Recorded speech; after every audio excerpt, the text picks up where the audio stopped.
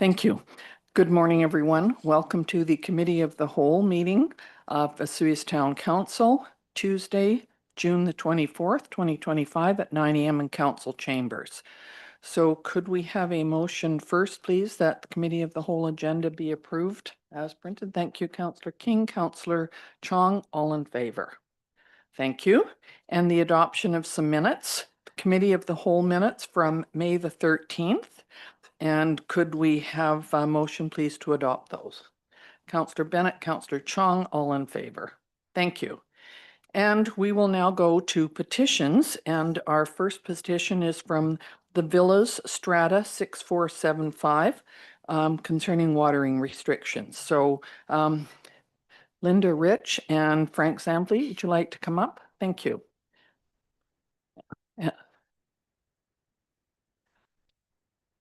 Good, please go ahead. Okay. Good morning, Mayor McCourtough and Council. My name is Linda Rich, and I'm the president of the Villas Strata Council. The Villas is a new complex, occupied less than 3 years.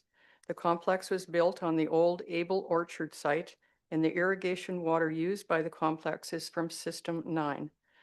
This irrigation system does not use any water from the town of Vesuvius domestic water system.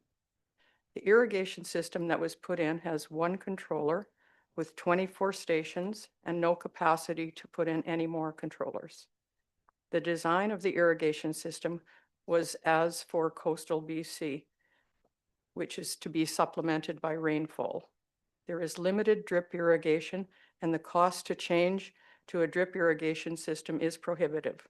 It's impossible for us to keep that many stations running in the allotted amount of time and keep lawns, plants, and trees alive. The developers landscaped the property as if we lived on the coast, with a football field size of grassed area planted on a gravel bed, and there's little loam under the grass. The landscaping is not suited for a desert climate and struggles to survive in the dry heat of Vesuvius. I often wonder why the development was not required to xeriscape. The residents of the villas are very concerned that ongoing water restrictions will jeopardize not only the appearance, but also the long-term health of their landscaping, which is essential to property value and community well-being. The existing system, while designed with good intentions, does not reflect the realities of local precipitation patterns and soil composition unique to Vesuvius. The landscaping was established with significant investment, and losing mature trees and plants has huge financial implications. Given that System 9 irrigation operates independently from the town's potable water supply, the Strata asks that a special consideration be granted for exemption from watering restrictions.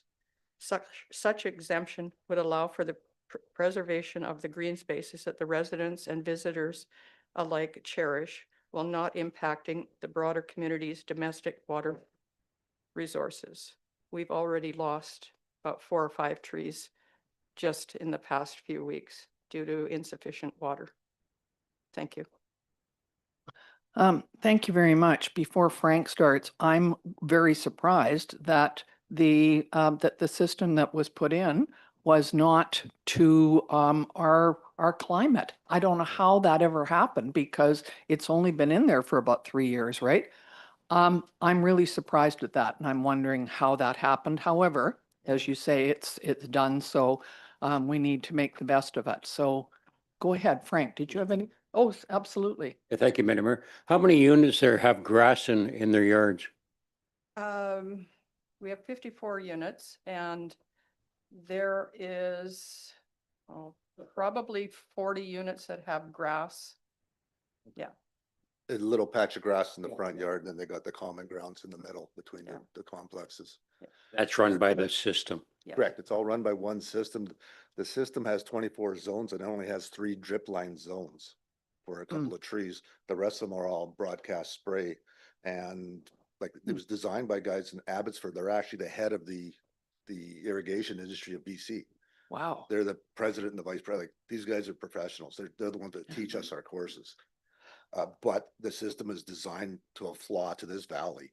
They've got trees totally wrapped around with rock. the villas, like they said, is a new strata, so they don't have a chance to build a contingency fund to repair all this stuff. And over time, they can slowly, piece by piece, remove rock, put in bark mulch and stuff to retain moisture. But right now, these trees are cooking and the plants are all dying. Like we're losing flowers and plants, and with the 24 zone system, you can't put enough water on it. Do any of the homeowners use a spray, a hose with a spray? Which is what I do at my place Yes. for my flowers that Yes. I just go out and use that, and that's legal for sure. Yeah, we are encouraging that, but the owner, the real thing is that much of the development is rented. 80% of the units are rented. And they've got off-site investors that own, that don't see what's going on. So we're trying to encourage 80% of these residents who are tenants, who really don't have any invested interest in trying to keep things alive and green. So that results in two of us running around with hoses and sprinklers Mhm. I several think days a lots of week. people Yeah. are doing that right now. Yeah. No, we appreciate that you coming and telling us about this. Frank, did you have anything that you wanted to add to this or? And because she had mentioned, it's the old Abel Orchard. The thing was a gravel pit. Yeah, We had a couple of sprinklers they were broken, so we dug down to replace them. There was no loam in the soil. It was pure pea gravel. The developers who did this thing, they didn't care. They didn't put proper material down. You know, the grass and the trees, you put $100 tree in a $300 hole, they put it in a rock pit. So these roots are struggling because there's no water retention. You need loam, you need a little bit of clay loam to retain the water, and they're in a bad situation. it doesn't even sound believable because I know we go through this quite often and our, building inspectors and everything have to deal with this. So I'm really surprised. However, Thank did you, you have Member. a question? So how long do you think you'd have to put your water on to be sufficient? We'd have to play with that, but it's gonna need like 4 days a week to be able to maintain the water, because we're losing flowers and plants and trees. Couple cycles of lighter watering, a couple cycles of heavier watering. And the thing is, like we mentioned, it's not on the town system. It is taking from the lake. Because it still has the old irrigation service from the Abel Orchard. So, So if we approve 4 days a week, about how much time each day? Oh, we would do the nighttime watering. We'd get it done in the 10 to 6 sort of thing. So what I can say is that we have made some adjustments for other properties in town, and I think we would have to have a look at that the same way that we did with the others. And I'm wondering, Mr. Risling, could we have a look at this, or how do we proceed? We've had this come before us before, and how did we end up dealing with it? Was it up to us, or is it our water purveyors that do it, or? Yes, so through your worship, yeah, there's been previous requests. Their request is a little bit different in that similar issue with regards to zones. So the number of zones they had, they just simply couldn't go through the zones in the, was it 4-hour period? So we basically adjusted the time allotment to provide each of their sprinkler heads with a similar amount of water usage as every other user. This one's slightly different. I mean, it still has that same issue. However, what I'm hearing is that yes, there's a design flaw with regards to the subsurface, meaning that their request cannot be accommodated as the same as all the others, because there is I guess call it foundational issue, and adopting a similar motion to what's done to the other properties doesn't sound like it would address their issue due to, again, their subsoil issues. The second issue that's different with regards to this request is that their irrigation system is utilizing surface water or lake water. So that's something that we haven't, I guess, really addressed, because there are very few properties that are on the lake system. So I think it's something that it's new, it's new Hmm. territory, and we know that there are probably, like, there are a few properties in town that actually have access to ag water, but we have not actually addressed the issue with regards to, are we going to shift their, provide additional allowance for irrigation compared to other users. So this is, I guess, new territory for Hmm. the council and administration. I think the only other thing that is really potentially an issue is, again, doing that in equity, but again, they are different systems. Mhm. So it's not really something that has been addressed with, but I mean, we have that overarching water conservation kind of mandate from the Mhm. province and throughout the valley of attempting to reduce water consumption, especially for aesthetic purposes. So yeah, this is, I guess, kind of new territory. Go ahead, Councillor Chong. Thank you. So in terms of the development permits and the whole process, are there stipulations that require, I mean, like a soil study or anything like that, so that we can kind of prevent this from happening in the future? Because there are some bigger developments that are coming in that have been, I think we've approved. So I'm just thinking in terms of prevention of this exact same scenario, so that we can learn from this lesson and kind of make sure that the trees that are planted stay healthy.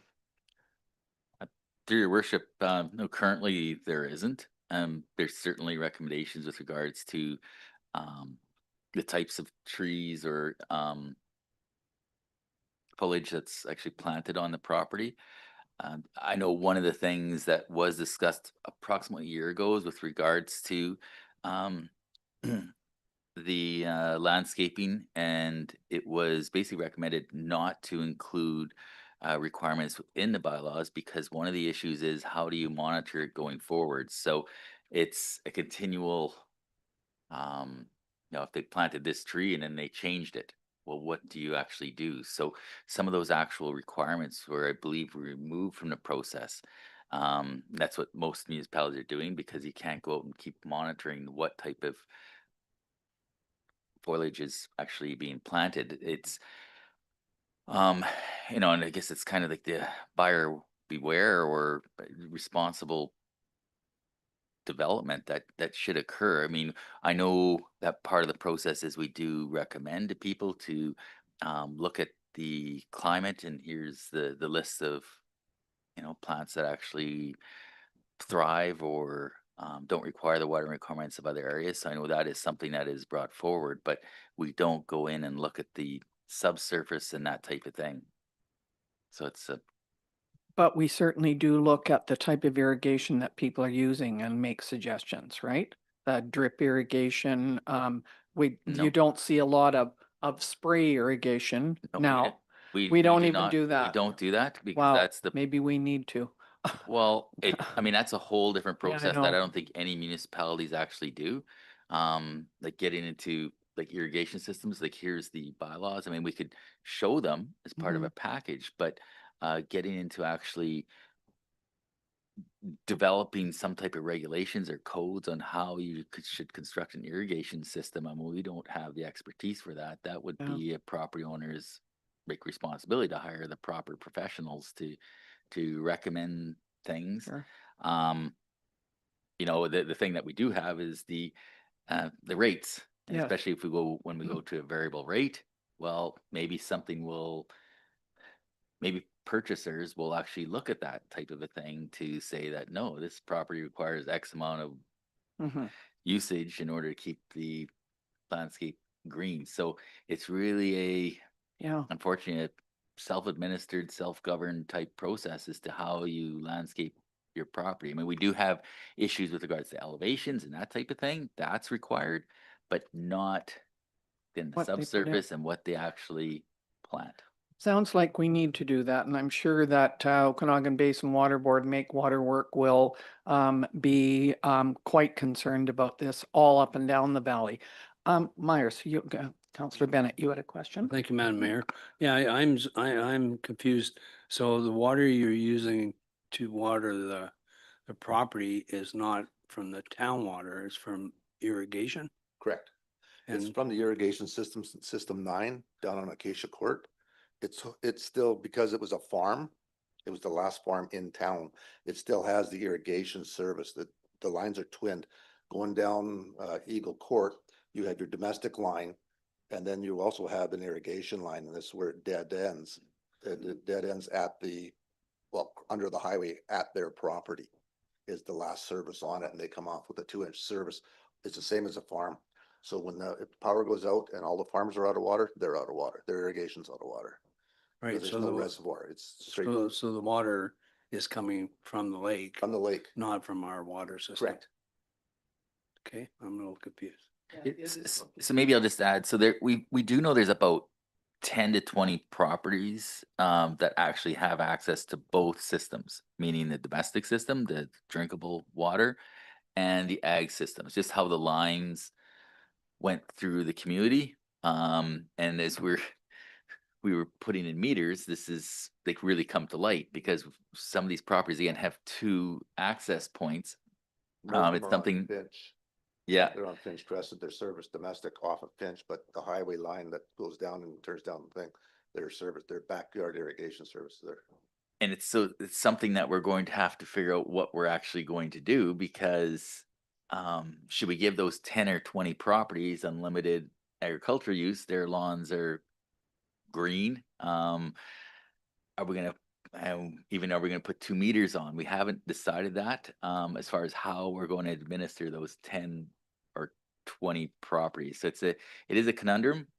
I think unfortunately, one of the long-term issues with this property is, again, the structural integrity of the landscaping itself. Is it sustainable to keep that type of foliage on a property in a desert setting? But I mean, I know they probably spent tens, if not hundreds of $1,000s on landscaping, but now if you don't start changing it, you have that for 20, 30, 40 years or whatever it is. And do we continue to allow one-off properties to have a significant amount of water, considering all of the provincial, I guess, communication on trying to save water? Huh?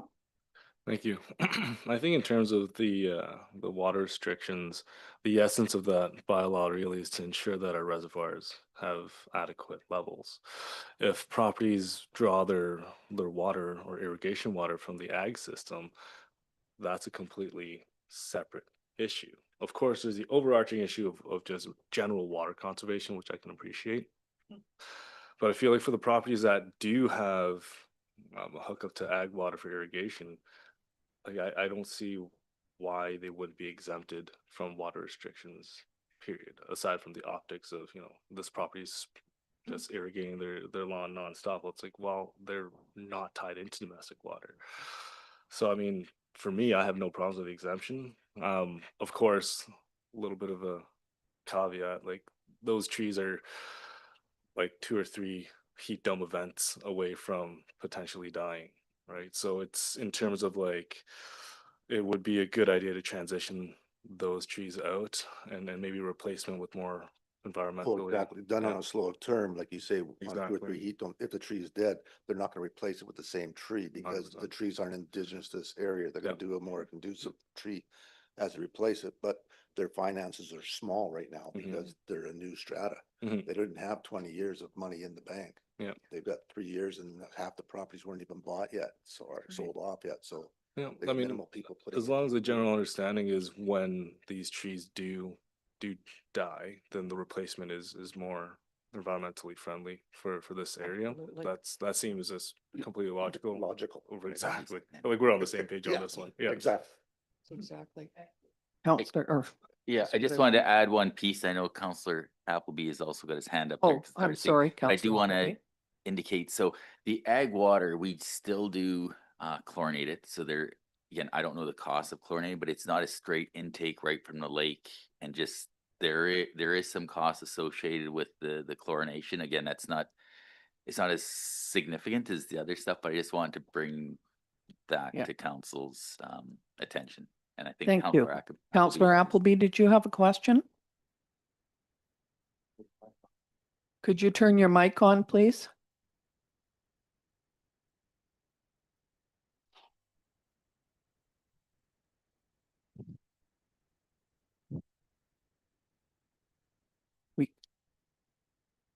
Have you got it? Still on mute. Still.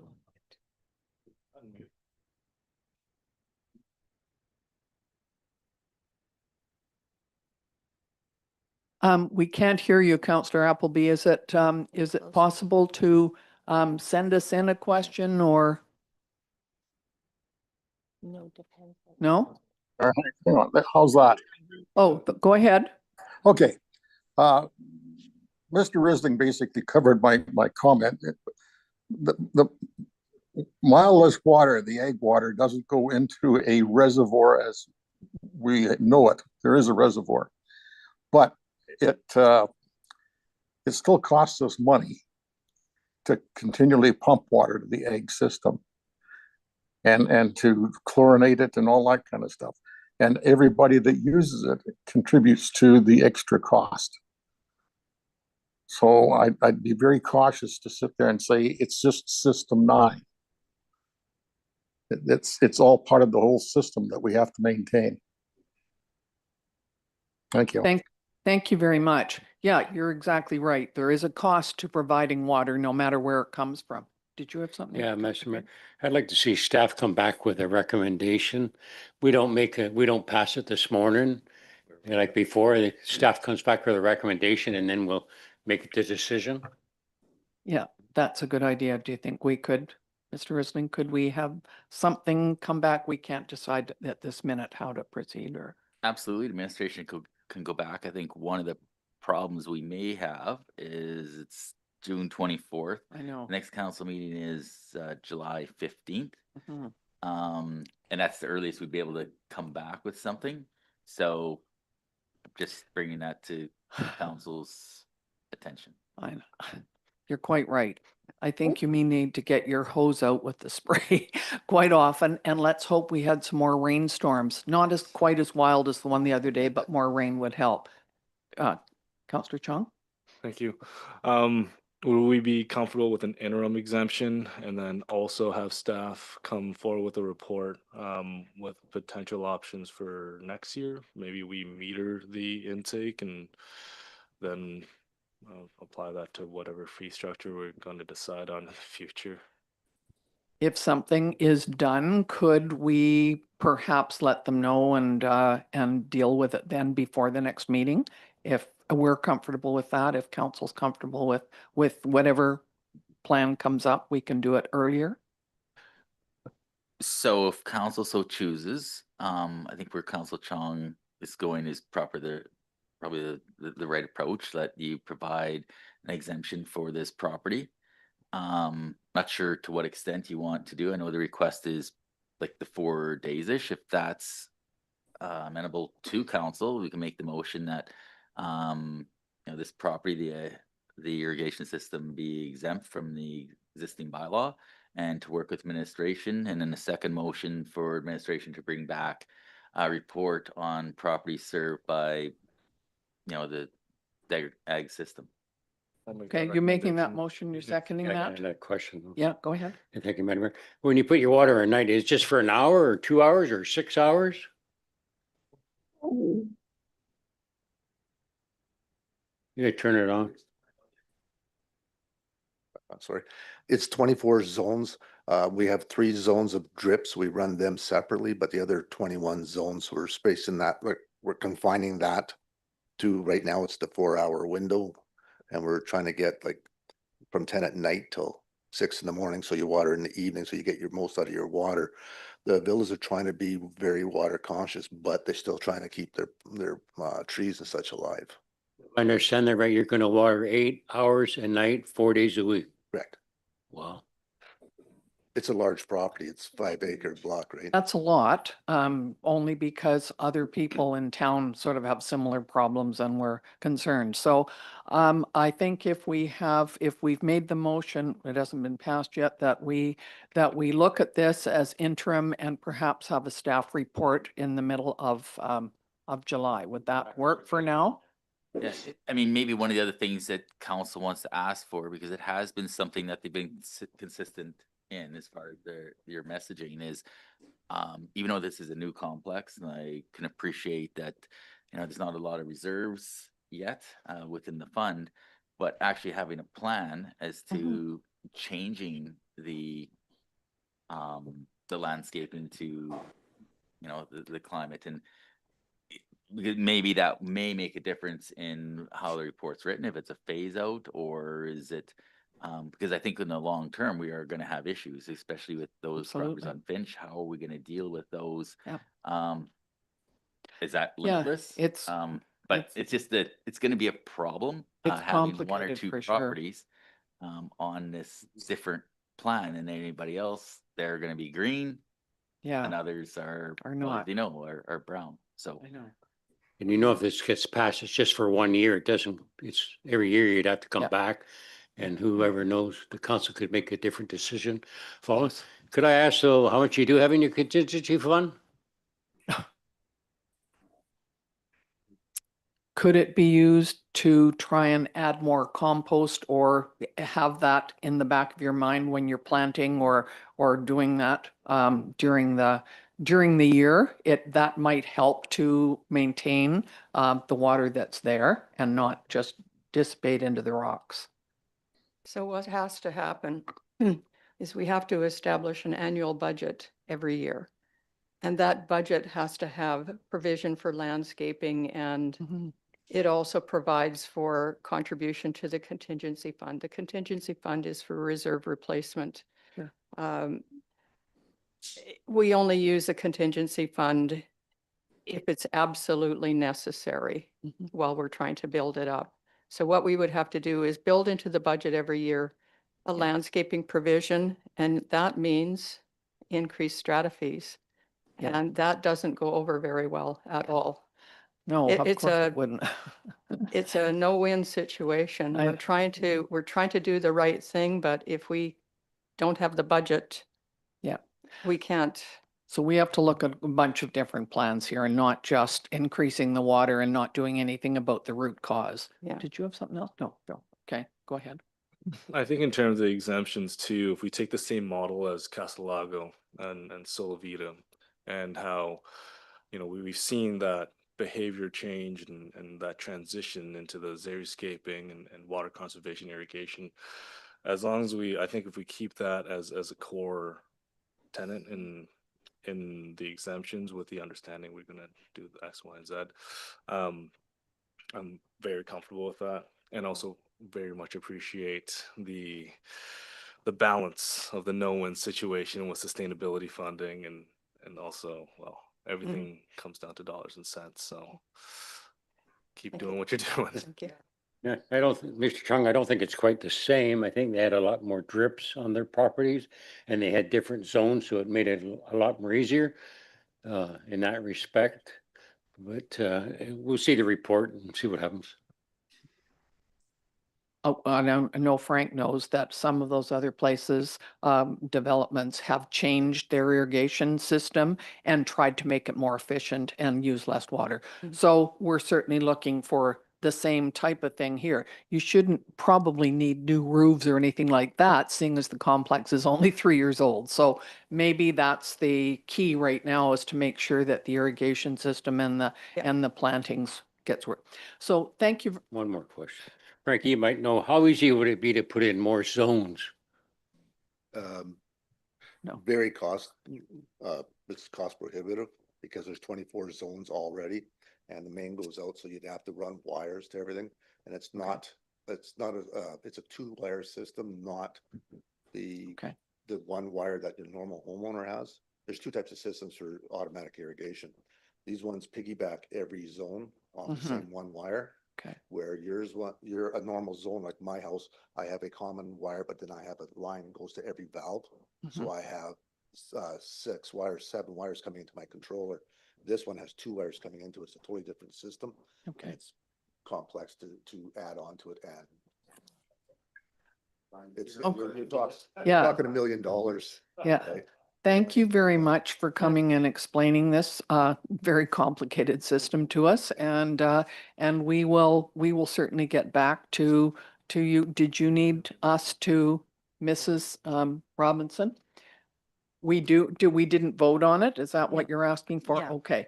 The motion was, could you read it again, please? That the villas be exempt from the watering restrictions schedule for 1 year to allow for enough watering time per zone. And that administration bring a report regarding properties serviced by the agricultural system to the July 15th, 2025 meeting. Thank you. It was moved Moved and seconded already? I gotta ask, I gotta keep asking Counselor questions. I gotta keep asking questions. If this got passed and then we see the report and we don't like it, how do we change it back? This got passed today. We could do that at the next Yes. meeting. We Yeah, could bring it back up if there was a need to. yeah, you guys can Yeah. then rescind, and then we can redo a motion for you if you feel at that Before time we that things take the need to vote? be updated or You changed. want to talk? Then clarification, like the report would be presented with recommended motions that we can then amend or change. That's a possibility. Otherwise, we have it for the year, and if it comes back that there are motions, would that work, Mr. Risling? If not, then we continue on this. Yeah, I mean, an alternative would be to just add on to the motion that for this year or until a decision going forward on other properties is determined. And Okay, then that gives you, then you don't have to rescind a motion. It's okay. this year or until decisions made on ag users for the community. And then that way you don't have Would to that be rescind. okay? Are you okay with adding that to the motion for this time, which allows it to go? Or, I don't think that's necessary. Because really, like, there's time sensitivity with the exemption currently for this year. And then after the report, we can just modify the recommendation. Like it's, you okay with that? No, I gotta keep talking. I think this property is a little different. The other properties were on our water. This is on ag water. So I think to add the ag onto your comment makes sense because we're dealing specifically if other properties come forward that are ag properties compared to the other properties. We Yeah, do to your have question, some, yeah. I'm interpreting the motion as a report's coming back on those properties that have access to the ag system for their, Yes. for whatever use, their pools and their, Just hear that ag. sorry, yeah, Yeah. so I'm focused on that. There's nothing changing with regard to the domestic system. It's just these properties that are served by Ag. Okay. two systems actually, so. Okay, so we've made the motion, it's been seconded, we're going to vote on it. All in favor? Okay, thank you. That's carried. You get to use your water right now. But use hoses too. Thank you. Thank you very much. Thank you very much for Thank you. hearing us. Okay. Okay. Next we have Canadian Border Services Agency. And we have a presentation from Melinda Medland, who is the chief for the Okanagan Kootenay District Operations Branch. And welcome, Melinda. Go ahead, please. Good morning, and thank you for having me here today. Good morning to those online, as well as council and to Mayor McCordoff. My name is Melinda Medland, and I am the Chief of Operations for the Canada Border Services Agency. I am based out of the Port of Osoyoos, which is within your town site. And I also look after a number of different border crossings, as well as inland airports. So what that area of jurisdiction looks like for me is from Chopaka in the west to the crossing at Christina Lake, which is called Cascade. And then I also look after 5 inland airports, which include Prince George, Kamloops, Penticton, Cranbrook, and Kelowna. So Kelowna is undergoing some renovations right now, so it takes up a fair amount of our time in terms of inland airports. What I'm here to do today is to answer any questions that anyone here or anyone in the community might have regarding what we do with the Canada Border Services Agency or anything specific to the port of entry at the Port of Osoyoos. I can talk a little bit about what we do down there in terms of our mandate, which is to facilitate the free flow of goods while focusing on contraband and high-risk people. So to some people, which is the regular traveler, unless you're a high-risk person with high-risk goods, it would just be a regular, ordinary crossing. We'd ask for your identification, ask you for some information about what you've purchased or acquired in the United States, and generally speaking, it's just a pass-through after that. If there was anything purchased in the United States that may be subject to duty or taxes, or in this case, tariffs, you might be asked to come inside the office where we would collect those. And on some occasions, any person, even if they're considered a low-risk traveler, may be examined at the border, which is also part of our mandate. Sometimes they're random exams, and sometimes there's things about the declaration that we would just want to make sure that there's nothing that can't come into Canada. And those are the things that we're looking for at the border. So that's a little about me and a little bit about what we do. I'm open to any questions that anyone might have, and I'll do my best to answer them. If there are questions that come up that I don't have those specific statistics for, I will endeavor to get those to you later. But I did try to come prepared for anything you might ask today. Thank you very much. Can I ask one right now? I know that tariffs Mhm. is an issue and people are quite concerned about what they should buy, how much tariffs there would be. And it seems to change quite often, the tariffs and so on. How do people deal with that? And do you have the up-to-date information and do you provide that to people that are coming through and ask that? Wonderful and great question. Yes, there are a significant number of changes in terms of tariffs. Duties and taxes are pretty static. They don't change that much. Most goods would attract GST, if not PST. And then the tariffs is a new introduction, which is a response to the changing political climate between Canada and the US. And we are not always able to give the best information from our memories. So what we encourage people to do is to check the website. The Canada Border Services website does have a link on there which talks about the most up-to-date tariffs. Generally speaking, most goods that are purchased in the United States or originate as a place of manufacturing in the United States are subject to the 25% tariff. So that would be something to factor into somebody's shopping to see if that's an item that they would still want to buy, knowing that it could attract 25% tariffs and duties and taxes potentially. Yeah, if you purchase a vehicle in the States and bring it across, you own a register in Canada, you Mhm. pay PST and GST You will, Yeah. yes. and the tariff. And potentially duty. If it's made overseas, it could be subject to a Oh, 6% duty. If it's made- made in the United States, it would be subject to the Could have tariffs. been made in Canada, though. It could be made in Canada. So we would have to look that one up because that becomes part of a bit of a gray area. Although it was manufactured in Canada, it was acquired in the United States. And we actually have a programs administration question in about that one for that specific example, because that did come up. Yes. I'll be able to give you some more information on that one once that's determined, because that's it's not always a cut and dry answer because there's so much global manufacturing that happens.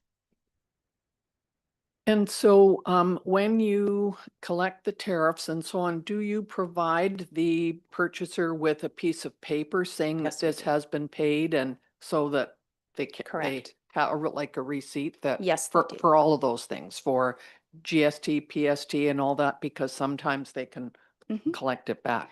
Yes, we do. We provide a receipt that's itemized and outlined.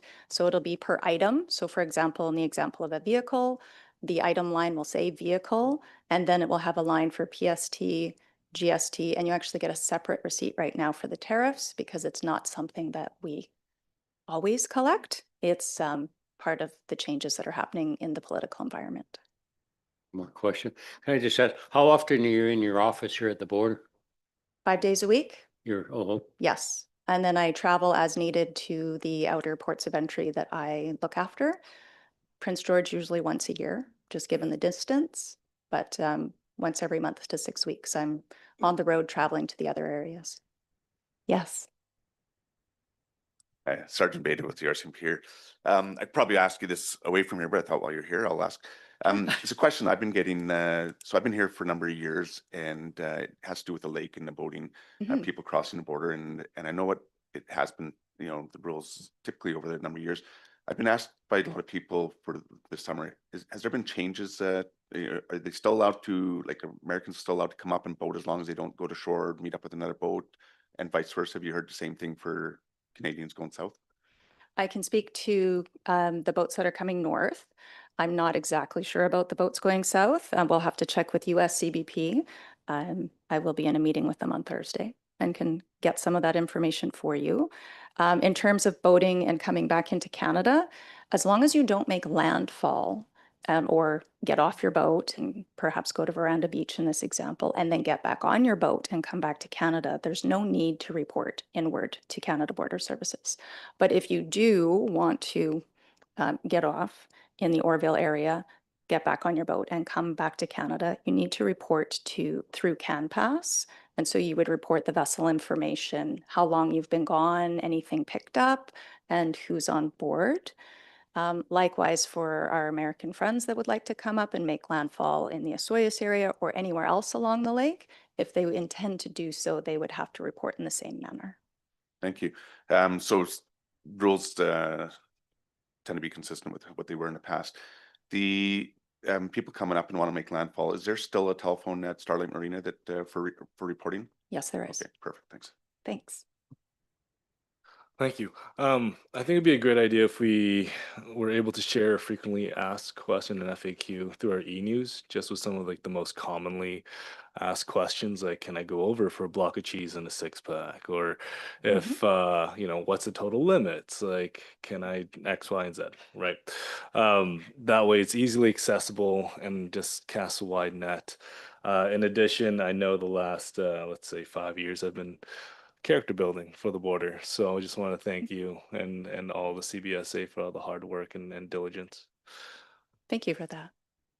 My concern with that question is that it could change often, and I'm not sure that do you have anything if you went on Canadian Border Services that that has questions and answers to it? Okay. On our website, there is some frequently asked questions, Oh, but it good. wouldn't be specific to this area or fruits or vegetables. For example, you could bring in and out into BC or out of BC. That being said, if anyone has questions, they can stop by the border on their way south and ask those questions. I can work with our communications department to see if we can put something together that's a little bit more localized and specific. But again, it may change. So we would likely have references to where you could find that information Sure. on the internet, which is the most up-to-date source of information. I think that would make sense to do that if anybody phones and asks us to refer them to the website. And I was going to ask too, the last time I was down there and I went down to visit Melinda a couple weeks ago and had a little chat with her, and she agreed that she wanted to be a little bit more involved with our town and our community. And so I asked her if she would come and speak today, and we really appreciate it. She's also going in the parade on Yes. July 1st. That's Which right. is perfect. I see that you have the conservation officer, the boat, and you know, can you tell us a little bit about that? How do you pull over people that bring boats through and need to have the cleaning part? And I think it sort of takes some up-to-date information. Do all of the officers there know to do that to protect our waters? Because you're not allowed to bring a boat in now without being inspected. So can you fill us in on that? I can. Thank you. Thank you. The invasive species is a joint responsibility federally and provincially. And in the province of British Columbia, it's been enforced by the conservation officers.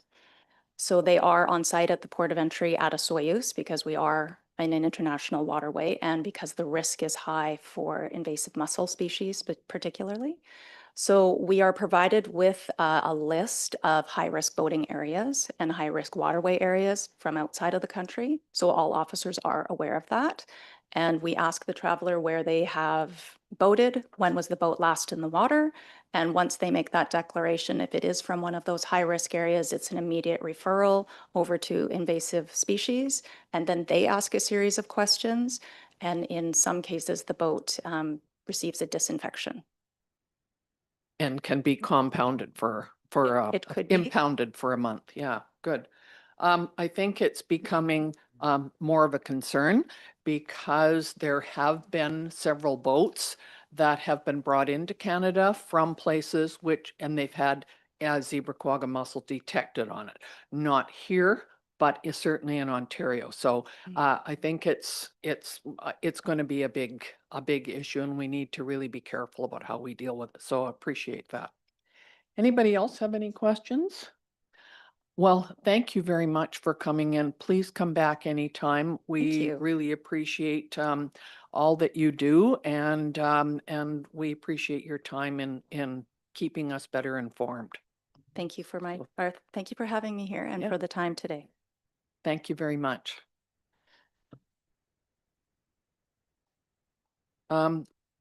So we have a report from our Sergeant Beta. Thank you, Mayor and Council. I'm just gonna, do you have you have the Q1 stats? I think I Yes. sent to you. I'm going to also provide, just printed this off this morning, if you want to pass that down, a copy of our April and May property crime stats. So first thing, the annual priorities I want to increase, concentrate on in the town, traffic enforcement. I want to increase our traffic enforcement in the town. We've always been, keeping our stats and being diligent on traffic, but what I'm doing is asking my members to do a little more enforcement as well. Just more enforcement will help reduce collisions, and really that's what we're trying to do, is make our roads safer. I also want to look at enhancing public safety. We've always had a property crime reduction type APP, but so this will cover that as well. But I want to look at it more fulsome in that I want to reduce property crime and other crimes. So in a sense, increasing public safety through communication. So I want to continue doing a lot of media stuff about how we can protect ourselves, but also through technology. So for example, one of the things we have, I've got a camera on myself now that we've been issued. In the past, it's often been difficult to get CCTV video of a crime that's happened, from a store or something in a timely manner. We now have a system on our cameras with the software we have, where I can send out a community request to, it's just a simple email with a link to a business. They can download any video they have and send it right to my computer at my office. So we can get stuff in a much more timely fashion, and that a lot of times helps us catch, especially like traveling criminals, someone that's come to our town for a few days. If we're waiting 5-10 days for that video, our suspects may be gone. If we're getting that video the same day, we have a much better opportunity of spotting that person in our community. So those are two of the priorities that I would like to act on this year, and I'm hoping council will agree. And if so, what I'll do is I'll give Mayor McCordoff a little sheet to sign, and that's the two priorities that we'll tackle. So at the Q1 stats, January, February, March, we had an increase in property crime. We saw a significant increase in theft of vehicles. We went from, in Q1 of 2024, from 5 to almost doubled to 9 this year. That was attributed to one primary suspect that moved back to town and was very active.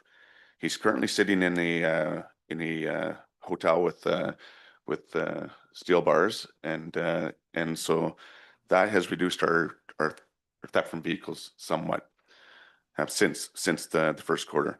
Now, we do have other players that are moving around South Okanagan that are stealing vehicles through not just in Osoyoos, but throughout the whole South Okanagan. And lately, what we've seen is a lot of vehicles being stolen in other areas, and then license plates stolen from us. And so you see theft from vehicles as a significant increase as well. And a lot of that, again, is license plates, taking license plates of a similar vehicle that they've stolen and using it on the stolen vehicle. Shoplifting, we saw an increase in shoplifting. That was one female in town, an adult female that we've dealt with several times over, and we're still in the process of trying to put an end to her actions in town. When it comes to violent crime is down this year. We did see an increase in sexual offenses for the Q1 2024 to 2025. What I can tell you is all four of those files are files that we received from BC ICE, or Integrated Crime Enforcement, for sexual assaults or other sex crimes.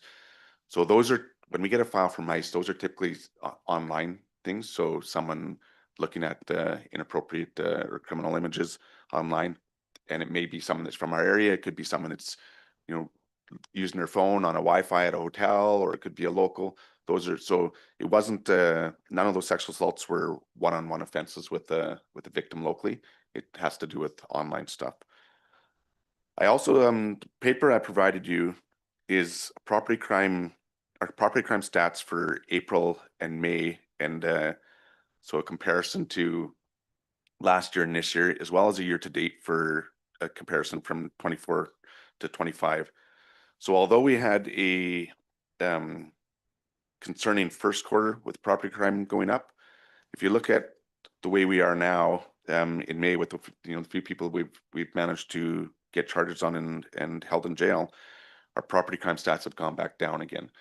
When you look year to date from 2024 to 2025, we're down pretty much across the board, other than theft from vehicles, which again is a lot of that is license plates. So that's pretty much all I have. I'm open to any questions that you may have. Can I just ask, thank you very much, Sergeant Beta, and we always appreciate having you. Is there anything that that a vehicle owner can do to help prevent thefts from license plates? Is there anything? Because I know you told us one time about the converters underneath, and I think that helped. Yeah, so one of the things you can do, and the problem with license plate theft is it's not a big dollar value, right? So when someone gets their license plate stolen, and they go and pay their $25 and get new plates, so they don't really think of the nuisance it is. But certainly there's a lot of different fasteners you can get. Go down to one of the hardware stores and get a fastener that fits onto your license plate bracket that doesn't use a typical screw, right? So you get a Torx, and I'm trying to remember the type. There's a Torx with a little pin inside that very few people carry around that screwdriver head. So there's different ways you can mount your plate that makes it more difficult to take, for sure. Thank you, Mayor. Can you just explain what mischief of property is? So mischief to property, or mischief of property, that's it's a whole range of things. So mischief can be not allowing someone to enjoy the useful use of their property. So it could be a neighbor playing music that's too loud, the other neighbors are disturbed from it, and it could go right all the way up to damage to property. So someone damaging a fence, someone ripping out flowers, things like that. Someone walking across someone's new grass and causing damage. So it's a whole gamut of things. And mischief to property is a call that every town gets consistently. So. One other question then. Are the trailers still up Strawberry Creek? Is there any movement on them? Have you been able to talk to the province at all to get them removed? I have natural resource officers were down. They weren't down for that. They were down for another thing in Stockton. And so I discussed it with them again. They're quite aware of it. What we're telling people is, fortunately, we don't have the power of the jurisdiction to move people along. It's something that we need people to call the province on, and that's what happened last year. There was enough calls, the squeaky wheel gets grease, as they say, and enforcement action was taken. Unfortunately, although they put a gate up above the golf course, Strawberry Creek is now an issue. There is a gate there. We natural resource officers, I know, according to them, telling me, and I've spoken to the caretaker up there, we're trying to get that gate closed. So people that want to use the rifle range, would need a code to get in. Unfortunately, we're having a difficult time getting that closed, and there's nothing we can do to enforce that, so. Thank you.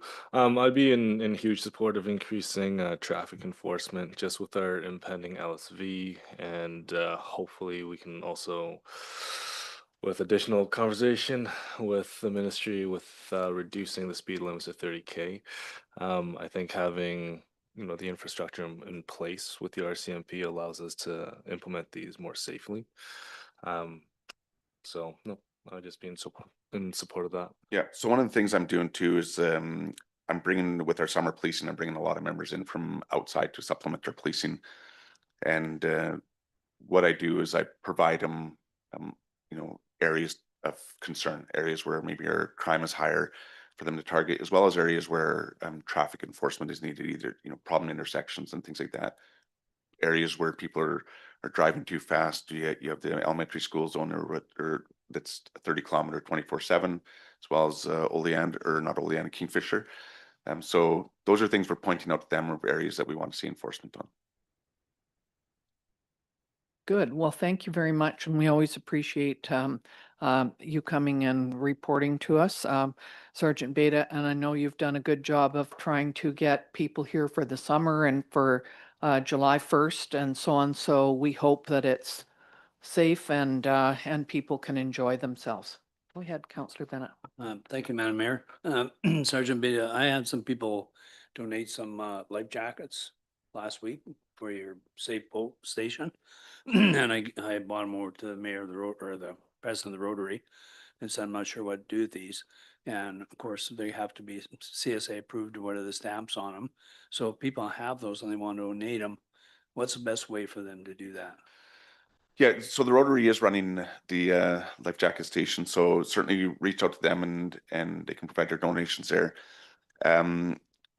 You're right about the CSA approval. As much as I appreciate donations for the life jacket station,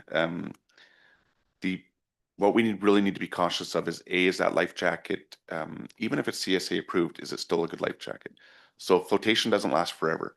We tell people when they go out on their boat at the beginning of the year to test their life jackets, put it on, sit down in shallow water and see if it's buoyant enough to hold you. Because if it says it's going to hold 150 pounds or 200 pounds, that's what it may have held at the time when it was purchased, but it may not now. So if it loses its buoyancy, it's no longer a legal life jacket, and it's something that we can't put at the life jacket station just for liability reasons. So, thank you. Okay, well, thank you very much for providing that information for us. And we'll be talking to you soon. Thank you. Thank you. Okay, could we now have a presentation from Denise Blaschko from the South Okanagan Chamber of Commerce? Please come up. Thank you, Denise. You've had to wait for a while to get your turn. We appreciate you coming. That's okay. It's good for me to hear updates from everybody else as well. So I'm trying to be environmentally friendly, and I didn't print mine off, so I'm going to go off the screen alongside with all of you. Good. Thank you for having us here today. I just wanted to give you guys all an update about the Chamber and our Stories initiative and everything that we've got going on. So very exciting for us is that it's taken us a while, but we've worked through sort of our big key pieces. As most of you know, we're 77 years old, but our regional transition was 2009, I believe, with Myers Bennett and a few others. So we have not had a refresh or a rebrand really since then, right? We've just been plugging along and working. So we've just recently, in the last couple of months, gone through a refresh and a rebrand.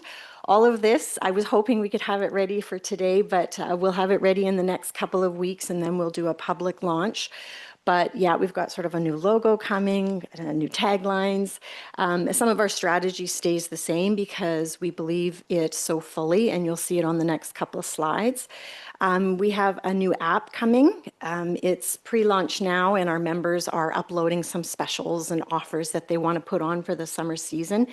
Part of that was through our business walks over these last few years. Was the coupon book was still a draw for our retail businesses. And when people came to town, they're like, where's a coupon book? Where's the welcome wagon package? They're looking for a coupon or a special offer. So we went the app route, as many other organizations have, but this app allows businesses to have a special, right? To put specials on there at totally their control. They can change it as they see fit in the moment. And as every weekend changes, or they want to do a summer dress special or a bathing suit special, they can have that special on there. The exciting thing about it is it's not just us. We are the first chamber in BC to launch it, but Alberta is got quite a few there. And then of course, Ontario's got quite a few more, and they're working across Canada. So then if anyone did come from Alberta, it would ping them to say that there's a special, you are in this range, and there's a special in a Soyuz for fish and chips or beer night or something like that. And so we're quite excited to be, I know some people say, oh, the first. It's like, no, it's exciting to be the first, because now we've got some other chambers looking, going, oh, well, that's really cool, you know, and hopefully they'll come on as well. The new website, again, hoping to launch sort of mid to end of July. Again, as we get feedback from everybody on Business Walks and our membership, right? It's an older website. There was some things missing. So now we've got the ability on there to have a suggestion box. So as much as we love our Business Walks, it would give people the in the minute to be able to put on there, and then it feeds into a database for us so that we can see that. And so that one we're looking forward to as well, so that it's not in my emails and it gets lost among the emails. It'll get captured in a database. And also on that website, as some of you maybe remember, we did the business awards many, many years ago, and it started to get a bit cumbersome and a bit hard. So then we didn't do it. There wasn't as much interest. Now the papers, of course, pick it up from Penticton to do the best meat shop, the best hairdressers, all that type of thing. The website does have the capability for us to do nominations for boards, nominations for awards. So we're looking at sort of different categories than what the papers are already doing, those standard ones. We would look a little bit, sort of some of the ones we're bouncing around is like community builder awards, living wage employers, sustainability awards, water conservation awards, just looking at those pieces that are, as important as well. So that's going to be exciting.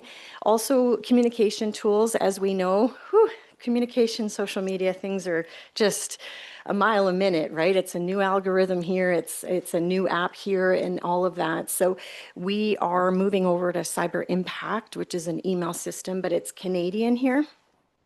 And what we found is we send emails out to people, but they'll unsubscribe because it's like, well, I don't want to know about those events, or I don't want to know about that advocacy. So now we can break it down to, did you want to know about special offers? Click on this box, so they can have a drop down of 10 different things and they can choose, so that we can more fine tune our communication with people. We also found that people would say, because grants and all of that, training opportunities, I mean, we've done that for decades, and people will still say that we don't share that information with them. But then I'll go in the website and I'll see they've unsubscribed to mass emails. Well, then they don't get that information from us. So again, in the drop down, the capability is there for people just to choose. I just want to see grant and training opportunities. So again, we're excited about that. Again, it is Cyber Impact, so it's a Canadian company now. And so the nice thing about that is they take care of all the legal rules for us on emailing people, because you can't just email people randomly and pull the names off websites. It's with expressed and implied rules, so they'll follow that to the Canadian standards, not just the American standards. So it just kind of checks a few of our risk boxes that we had been wanting to take care of over the last little while. So some of you are on our direct email list, so you'll see a whole bunch happening in the next few weeks. And so we're really looking forward to all of that. With the strategy plan, we didn't tweak our vision and our mission and our strategy too much. So everyone is just really, they love the vision. We did it in the last couple of years after COVID. So just that the South Okanagan is an inclusive and welcoming community with a strong economy made up of vibrant, resilient, innovative, and sustainable businesses and nonprofits. We always make sure we support the nonprofits as well. This results in our region having an enviable quality of life and being a desirable place for people of all ages and businesses of all stages to call home. So that one didn't tweak too much, just a couple of words, some grammar. And then I don't know if you guys read these in advance, but I just will pull these in. I did pull in your mission and vision because it's just good for us to show that it's similar for all of us. As you all know, we have been trying to work regionally, and we're at a bit of a standstill right now. So, but for us, we're still holding the vision that we want to work together because we feel that that's just the best way for all of us to succeed. I was even on a meeting last week for PNP, and because we aren't working formally together with an economic development society, we're missing out on a pilot project for PNP, right? With the reduction in federal numbers on provincial nominee program, federal worker program, right? And so Vernon got it, the Kootenays got it. And again, because we don't have an actual organization dedicated to community economic development, we don't get to throw our hat in the ring for those. So we're still dedicated to that. But today I'm here to talk specifically for Osoyoos, because what we want to do now is we do have an agreement with Oliver. It's been running very successfully for 3 years. Now that we've kind of worked through that model, we wanted to come and talk here specifically about Osoyoos to work together. Again, asking for that. And so just here, I just pulled this out for all of you and my board to see that this is from your OCP, the official community plan. And so, very, very similar to our vision, right, with just creating the amenities and facilities and having a good economy and innovation, all those wonderful things. And then your regional economic development goal, number 5. So I know most of you know that we're in good alignment. I just really wanted to highlight it, that we're really all on the same page working towards similar goals, right? And again, what we do hear from the business community, the OCP is huge, right? It's a huge document, lots of detail behind it. And so what we're hoping to be able to have a conversation with staff and council is creating something that's kind of grassroots action plan oriented right now, this year, and in the next 2 to 3 years. So, again, for us, we're coming still from that perspective of BRER, which was business retention, expansion, and relocation. That, thank you to all of you. You did support that 2 years ago, and we got the ETSI-BC funding to write a regional BRER plan. So again, business retention, expansion, and relocation. So again, now, while we still work on regional, we're coming to you to see if we can formally work together on creating something specific for Osoyoos and the Osoyoos business community. Again, I know you guys can hire internally yourself, but we're just we're ready to go with the staff and the team that sort of have the capacity and the knowledge to be able to do the work. And you guys have already paid for that BRER plan. It was regional. Now there just needs to be a little bit of tweaking and fine tuning to be very specific for Osoyoos, right? And I do need to say, you guys do fantastic on the community side and definitely really good on the economic development side, but there is room to continue working on specific projects so that we can best support the business community. This one, not everyone likes to hear, but it's our belief. It's a bold belief. But what we're seeing is that a lot of the communities, definitely lots of attention is being spent on tourism and even dollars is being spent on tourism, but not always on that economic development and business development side. And so we're working towards making that shift. And again, short, mid, and long term. So, because I think where sometimes the businesses get frustrated or people get frustrated is, again, those plans are 10-year plans, OCP, big plans, it'll take a few years. We want to get to those sort of plans that what can we do this summer now to show the business community that we're out there helping them and wanting to support them. And just so you know, we're coming to you, but we're also going to be going to the business community because we really do need all of us, right, to make a strong foundation. The town of Osoyoos specifically, us and other community builders in the region, like Rural Center for BC, those guys are fantastic resources. but also our business community and the entrepreneurs and citizens. We kind of need all of us chipping in, and that's money, that's time, and that's attention, right? And so also the provincial and federal governments. We do, of course, have two new elected officials for our region. So we're building that relationship, and we'll hopefully be meeting with them soon to share our challenges, our successes, all those good things that have been happening. So that's really part of what came out of our strategy. Was it can't just be us by ourselves off the side of our desks. It can't be you guys off the side of your desks. And even for, federal government was fantastic. Just after COVID, gave us some money to do Shop Local programming. Well, that was one time. You get the program together and then it fizzles because the capacity is not there, the dollar's not there, all of that. So again, through our chamber networks, the provincial and the federal governments, that's fantastic for us because we get to talk directly to them. We have monthly meetings, and our team that we share the information with from our small town rural, I always say squeaky wheel, someone said it today. We are a squeaky wheel about making sure that the rural gets the attention, the time, and the funding that they need. And we've been able to successfully change some things. Even on a federal level, I think at one point they were having, don't quote me on this, but let's say $1 million in revenue was the requirement to be able to apply for grants. We said that doesn't work for our rural communities, right? So it took a couple of years, but guess what? The next grant that came out had a 250, and even one entrepreneur could apply for those grants. So that takes a lot. So I know sometimes people don't think that we maybe are doing stuff, but we've got the behind the scenes, non-glamorous work that sometimes takes us a year to be able to come out and successfully share a win. So that is that.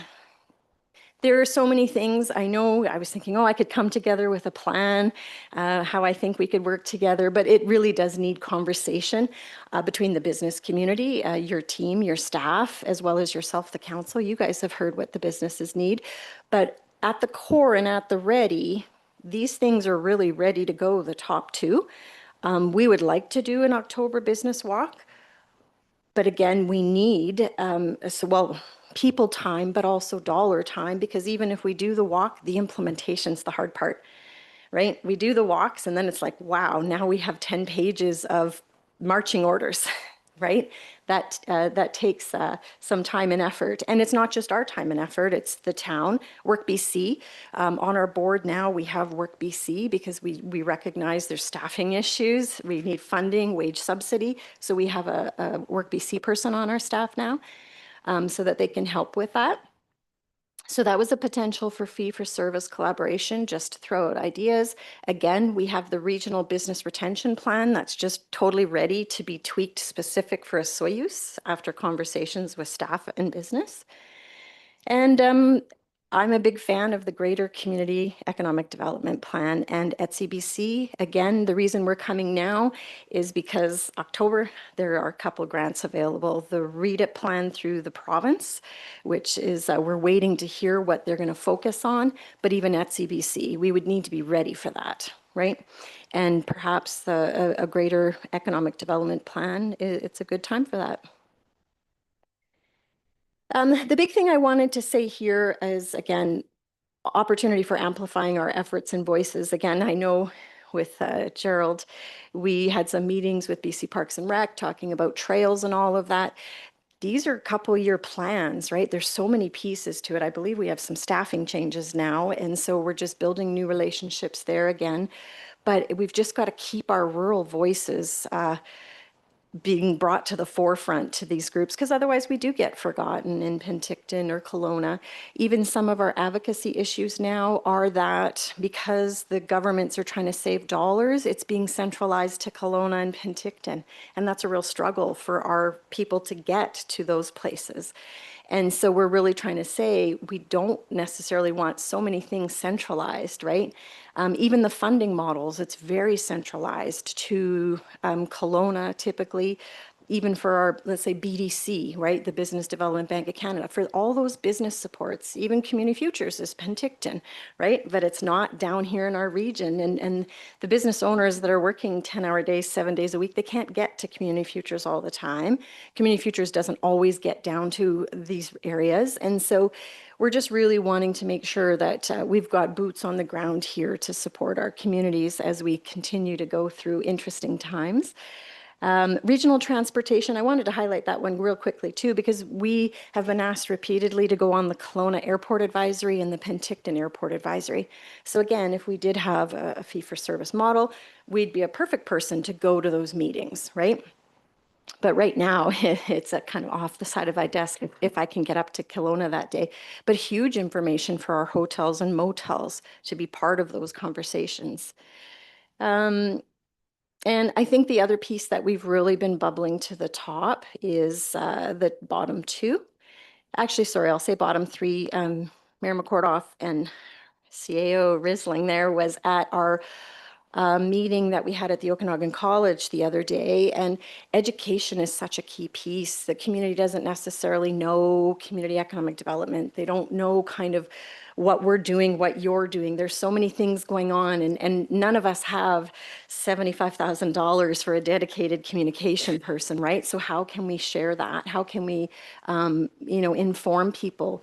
Even talking about CBSA and the border rules, right?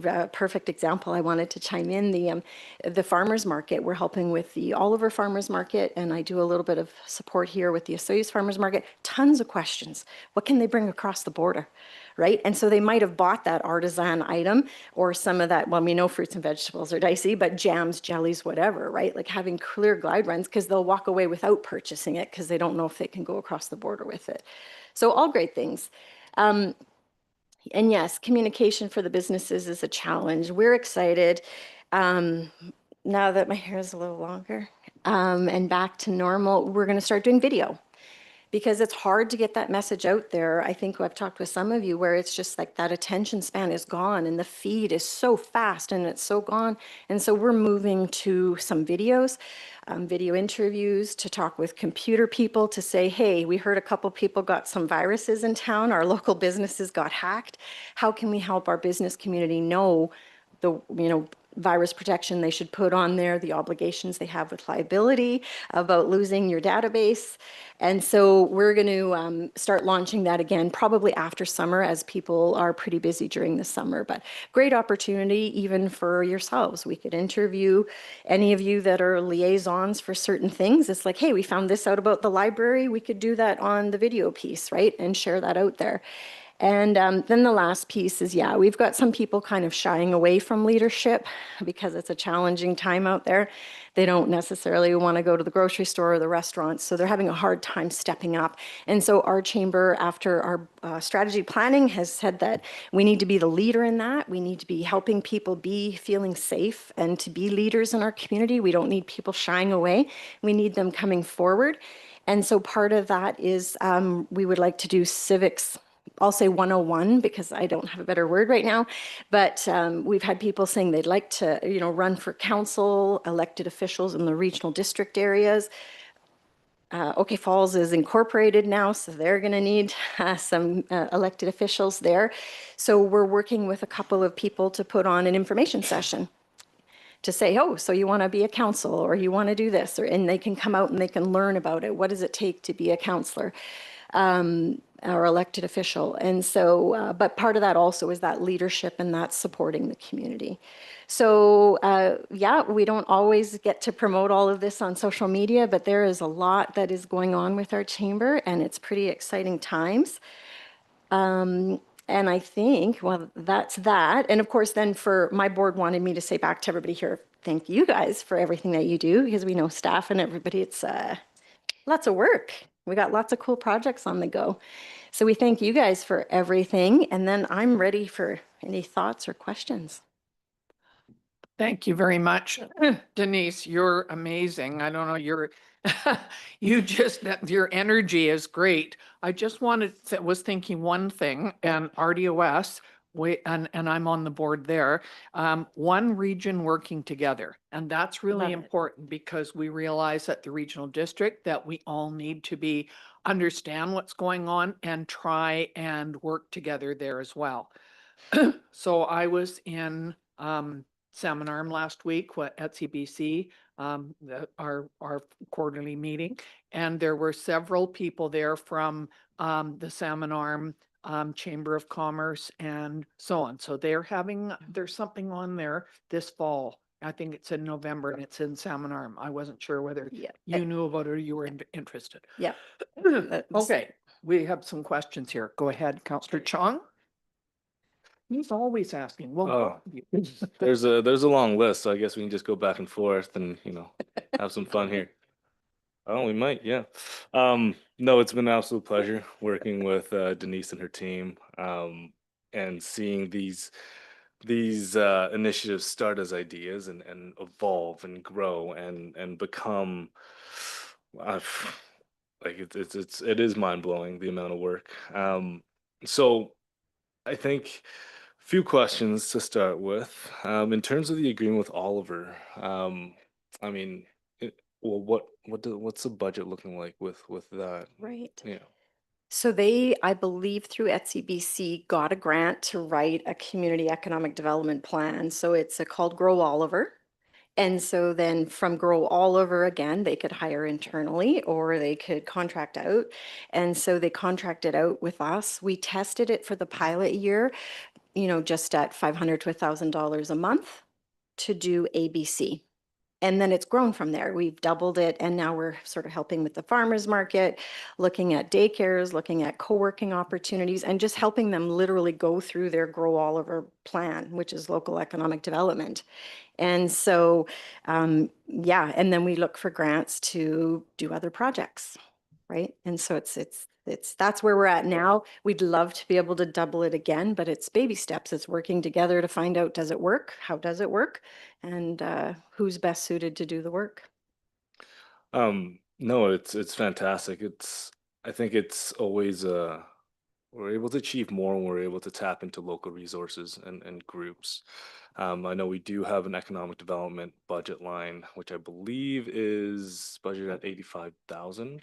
I would very much like to allocate a portion of that towards forming a similar agreement where we contract out the South Okanagan Chamber of Commerce to basically enact a serious specific ECDEV.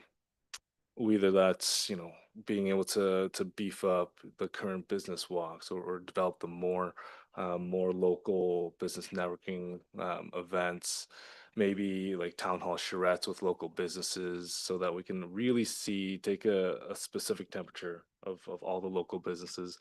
Because of the two biggest pieces of feedback we hear: lack of communication and everything feels decentralized, right? Like, if I need this, where do I go? Facebook? Well, Facebook tends to be kind of, in my opinion, a cesspool, but it's not very efficient. However, with what Denise has presented, we essentially hit like 1,000 birds with a couple stones. So with that app, we are able to centralize everything. And one of the things I also hear from residents and even visitors is the coupon book. We had that, what was it, like five years ago or something like that, but it's gone. And having a physical coupon book it's hard to do. It's expensive, but with the app, you basically have a digital coupon book, which incentivizes both locals and visitors to download it, right? So from there, you have one single point of contact where, I mean, you can tap into multiple different information streams. We integrate e-news into it, or as you said, you can click into different categories to get that information, and that goes directly into your phone. Which, looking at this table, yeah, we all have them right beside us, right? So that is a huge and incredibly powerful tool for communication, but also budget friendly is what I feel. And then also in terms of yeah, the potential charrettes and town halls, it allows us, or allows local business to feel heard. Because another piece of feedback is that there's a lot of engagement with Oliver, but there isn't a lot of engagement with Vesuvius. But everything comes down to the dollar, right? So if there is budgeted amount towards Oliver, then of course there's going to be more initiatives that are Oliver focused. So I would really like to even out the scales, if not tip it more to our favor. But in terms of the app, do we have a specific launch date or a launch party or a brand launch party or something like that? Yeah, we're hoping for mid-July. We're giving our members sort of just a chance to get a few things up there so it looks better too before we launch to the public to come on. I'm even hoping that at the farmers markets I've got a tap card. I can literally tap everybody's phone and it just automatically downloads on there. So we've just received those. So for sure, I'd say by July 15th, we'll be able to do that and just publicly go. Again, we have the South Okanagan Stories now. So we have a new edition coming out sort of featuring farmers markets right now because it's that time of the season and it goes to all the hotels and coffee shops. And so even on the back of that, we're going to have the launch. So we need to be ready for the beginning of July, middle of July for that. The one comment too was the Black Friday. We of course don't do Black Friday. We do Black Plaid Friday, which is about supporting local and supporting small. But the app can do that. We could do a specific Soyuz downtown Soyuz shop event on one Friday, and we can literally do that one day. Or it could be the whole month of, November into December to shop. It could be geared towards wellness businesses doing something specific because it's wellness time in February. So there's some pretty neat opportunities that we're learning about now. And again, we just don't have to print a coupon book. It can be changeable as things go on. Thank you, Madam Mayor. I'm a big booster of the chamber and I can support Councillor Chong's comment. I'd like to see some type of memorandum to exactly what you'd be doing for X amount of dollars, because right now you're talking about doing so much, you can't do it one person. So if you could tie that into sending us some type of agreement or a memorandum, simply telling what you do in a timeline over a year, say, then we got something tangible to discuss and how much you would need. For sure. That's what I'd like to see. Yep. Thank you, Madam Mayor. Thanks, Denise. I guess one of my questions is, the Chamber of Commerce is small business and we have a lot of small businesses in town, but a lot of those small businesses don't own the buildings. So when we try to do something and we do our walks, we go around and the person that's running that building would love to do something.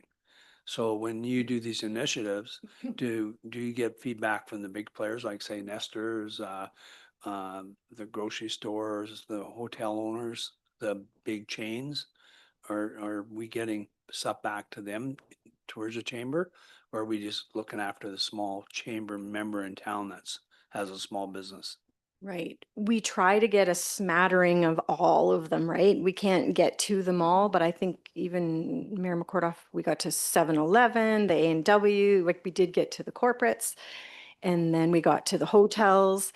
Again, we don't get to them all, but we try to get a smattering of it all. And we even go out to the industrial. I think Councillor Chung and Councillor King too. We were out in the industrial a couple of times. So yeah, we try to get broad. But you're right. Even on we talk about beautification of some of the empty lots and the empty buildings and stuff. We've got to get to the landlords. Right. That's a challenge, but I think it's worth the conversation because when we are ready, we do have several comments that have come in about those empty lots. How do we sort of make it look nicer? So we're doing a couple of webinars and then we'll come back to the town on some of the suggestions that other communities have done. Good. Thank you very much. We appreciate your enthusiasm and your reports that you give us, and we look forward to hearing from you again. Did you want to say something first before we? I'd like to make a recommendation. I would make a recommendation that we explore a contract agreement with the South Okanagan Chamber of Commerce, and that I should specify, with the scope of developing a serious, I guess, economic development. And that, would staff need to bring back a report, or because, I mean, we're gonna have to kind of figure out what the terms of reference and scope and budget, and so this is Mr. Rislin? So definitely, I think it's a good idea to actually know what, like, no council wants to get done. I think it's also important to know from the chamber's perspective what they think they can do for the businesses, because that's what the chamber is about. It's about the membership and being able to promote and um, uh, maintain and enhance and provide those additional services. So, as council knows, we put pretty much zero as far as administration to businesses. We just don't have the capacity or maybe even the knowledge. So I think, putting a motion together to actually go in and maybe maybe the chamber can provide administration with some of the things that they think they can do, and then we can bring it forward to committee of the whole with a discussion as far as here's some of the things, here's the laundry list, and council can kind of pick and choose. Is that what you were? Okay. Yeah, I wondered if your idea, we could ask Denise to come back with something that she felt was manageable, and then we could look at and certainly I'm in agreement too that we give some money, but we're just not quite sure yet Yeah. until we know what it is that they can do or what we want. Would that work? Yeah, I think Yeah. that would work. Make one suggestion though, if you make a list, maybe break it down. You can do X amount for so many dollars, X amount for so many dollars. Not like you're gonna do 100 things for, I'd like to see a menu, basically, with appetizers, mains, and a little bit of a dessert.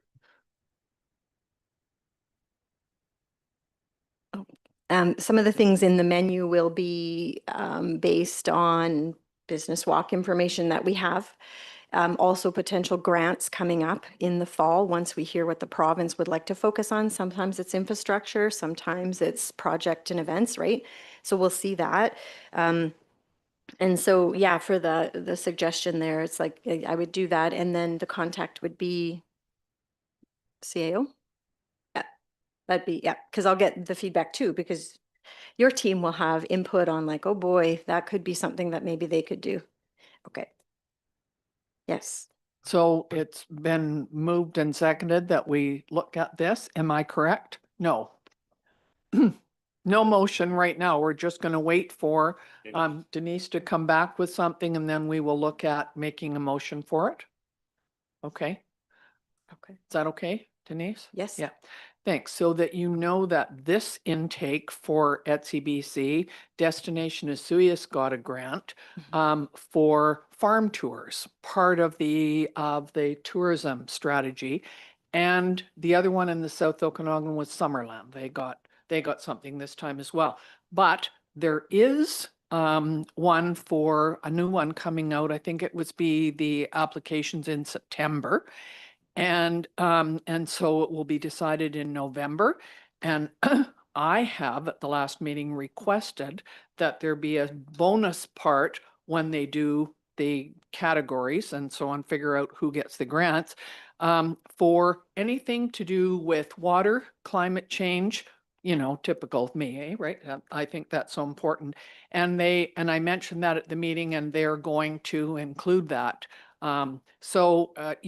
If we don't look after those things, we don't have economic development. So we have to all work together on this, for sure. one last Okay, comment. yeah.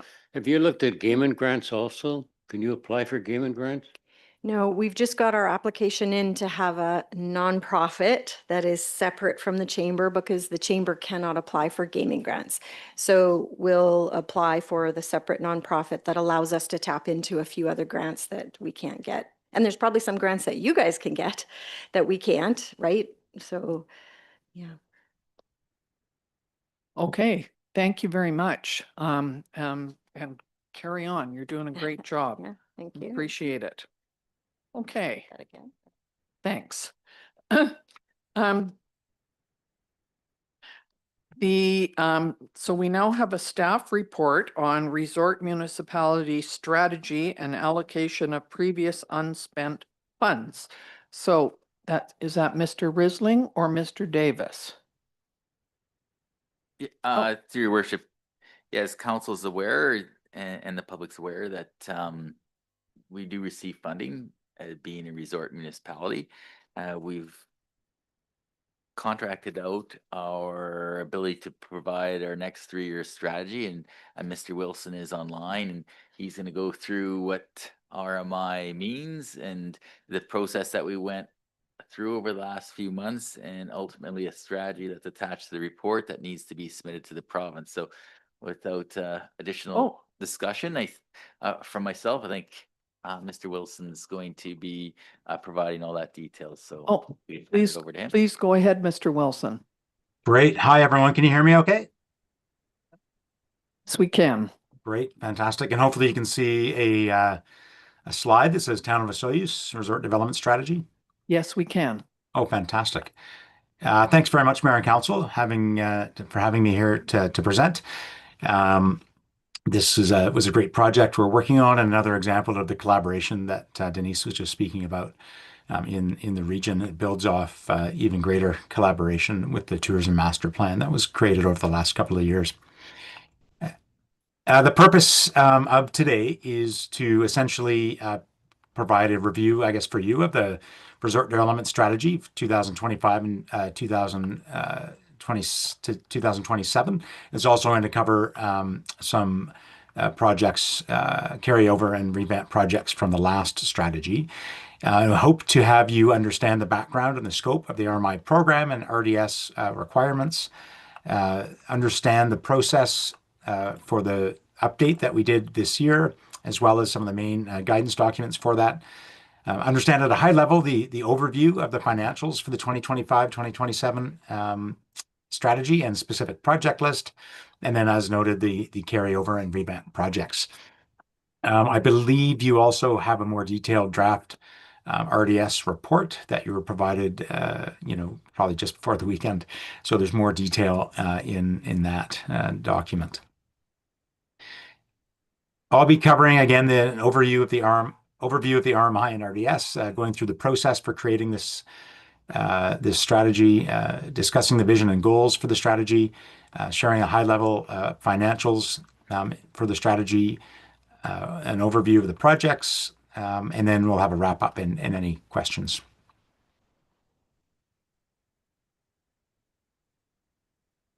So the Resort Municipality Initiative is a program that supports small tourism-based resort municipalities to build and diversify their tourism infrastructure, deliver exceptional experiences, and incorporate sustainable tourism practices and products. There's 14 resort municipalities in the province who take part in this initiative, and the initiative has been around actually since 2007. Is when it was initially implemented. And at the time, the initial communities were Golden, Harrison Hot Springs, Kimberley, Radium, Hot Springs, Roslyn, Bale Mountain, and Whistler. And Osoyoos joined in 2008 with the resort communities, along with Revelstoke, Tofino, and Ucluelet. Fernie and Invermere added a little bit later, and then Sun Peaks was sort of the last one that came in at that point. The program essentially currently is a program that the province funds to all these 14 resort municipalities for the purposes are already articulated there. And as far as implementing the funds or directing where those funds go, each community has to do a 3-year resort development strategy that must be submitted to the province for review and approval. And this current one that we're presenting here is currently in review with the province at the moment. There's a couple different, there's a lot we've heard, there's lots of different funding programs for municipalities and chambers and destination marketing organizations like Destination Osoyoos that we were just discussing in this last presentation. There's two pretty key ones that often get confused, and I just wanted to just kind of point out some of the differences. And so the Resort Municipality Initiative and the RDS strategy that we're talking about today is mainly a program to support tourism infrastructure and increase visitation, support small resort communities to deliver tourism. The municipalities that take part in it must collect the MRDT, which is the Municipal Regional District Tax, or otherwise has been known as the hotel tax in the past. It applies to projects within the municipal boundary is where the spending needs to be focused. Any projects on Indigenous lands are eligible as long as there's a strong partnership and are Indigenous led. Often the RMI funds get confused with the MRDT funds, and they're quite a bit different. And where the second part of this table that says the RMI and RDS is not, primarily speaks to what the MRDT can be used for, or many of the things are reflected in the MRDT, not all of them. So, but the RMI essentially is not a broad tourism planning project. It's called a strategy, but it really is a project, a strategic project list and implementation schedule, not a broad tourism planning project. In the case of your area, that would be the tourism master plan that was been done with Destination Osoyoos and many other partners over the last couple of years. It's not funding to support specific businesses or organizations directly unless they're providing a service for tourism. It's not funding for regular maintenance and repair, although maintenance and repair of past RMI-funded projects is allowed. The projects cannot be ones that primarily benefit the community. They need to primarily benefit visitors, and the community may benefit as well, but the main direction needs to be supporting the visitor experience. They can't be used for marketing. Again, this is really where the MRDT shines. It's available for marketing and programs and projects related to marketing and communicating the amazing experiences in Osoyoos. And that is the funding that primarily goes to Destination Osoyoos to deliver on their mandate. Local level stakeholder support and inter-community collaboration, it's not really spent for that either, unless it relates specifically to creating the resort development strategy. The MRDT itself has a far broader use of range of uses that kind of go beyond what the resort development strategy is able to do. So sometimes we say, just to simplify it, the RMI funding that's delivered is there to help create the supply of experiences or good experiences for visitors. The MRDT is there to create the demand and tap into visitors who may want to visit Osoyoos. So kind of a supply program and a demand generating program through marketing and communications. So the RMI program objectives are essentially to develop and enhance tourism infrastructure and amenities, deliver remarkable visitor experiences, and implement sustainable tourism projects and initiatives. The outcomes that are required through the projects and the strategy are to extend or diversify a community's tourism season, increase visitation in general, improve the sustainability of the tourism sector, and enhance the visitor experience. And again, all projects and spending need to support these outcomes. So just some examples of eligible use of RMI funds. I mean, you've been doing this since 2008, so you've been following, on council and other places. You've seen what some of those projects are. But the criteria for this strategy is very similar to the last one from the province, is that the project must have a direct connection to tourism. Again, focused on those outcomes that I've just discussed. The program or project must predominantly be targeted or used by visitors, not residents. It must be supported by the community, especially tourism industry partners, and directed and residents and businesses. It must be within the program spending limits, and we'll talk about those in just a minute in a couple other slides. And again, it should not be generally a municipal expense, especially for things that are primarily targeted at visitors. So maintenance of specific municipal facilities, specific transit policing services, unless it's directly related to visitor use. And this needs to be pre-approved and have evidence support. An example of that actually where I think you've got that pre-approval typically in the past has been for the beach cleaning.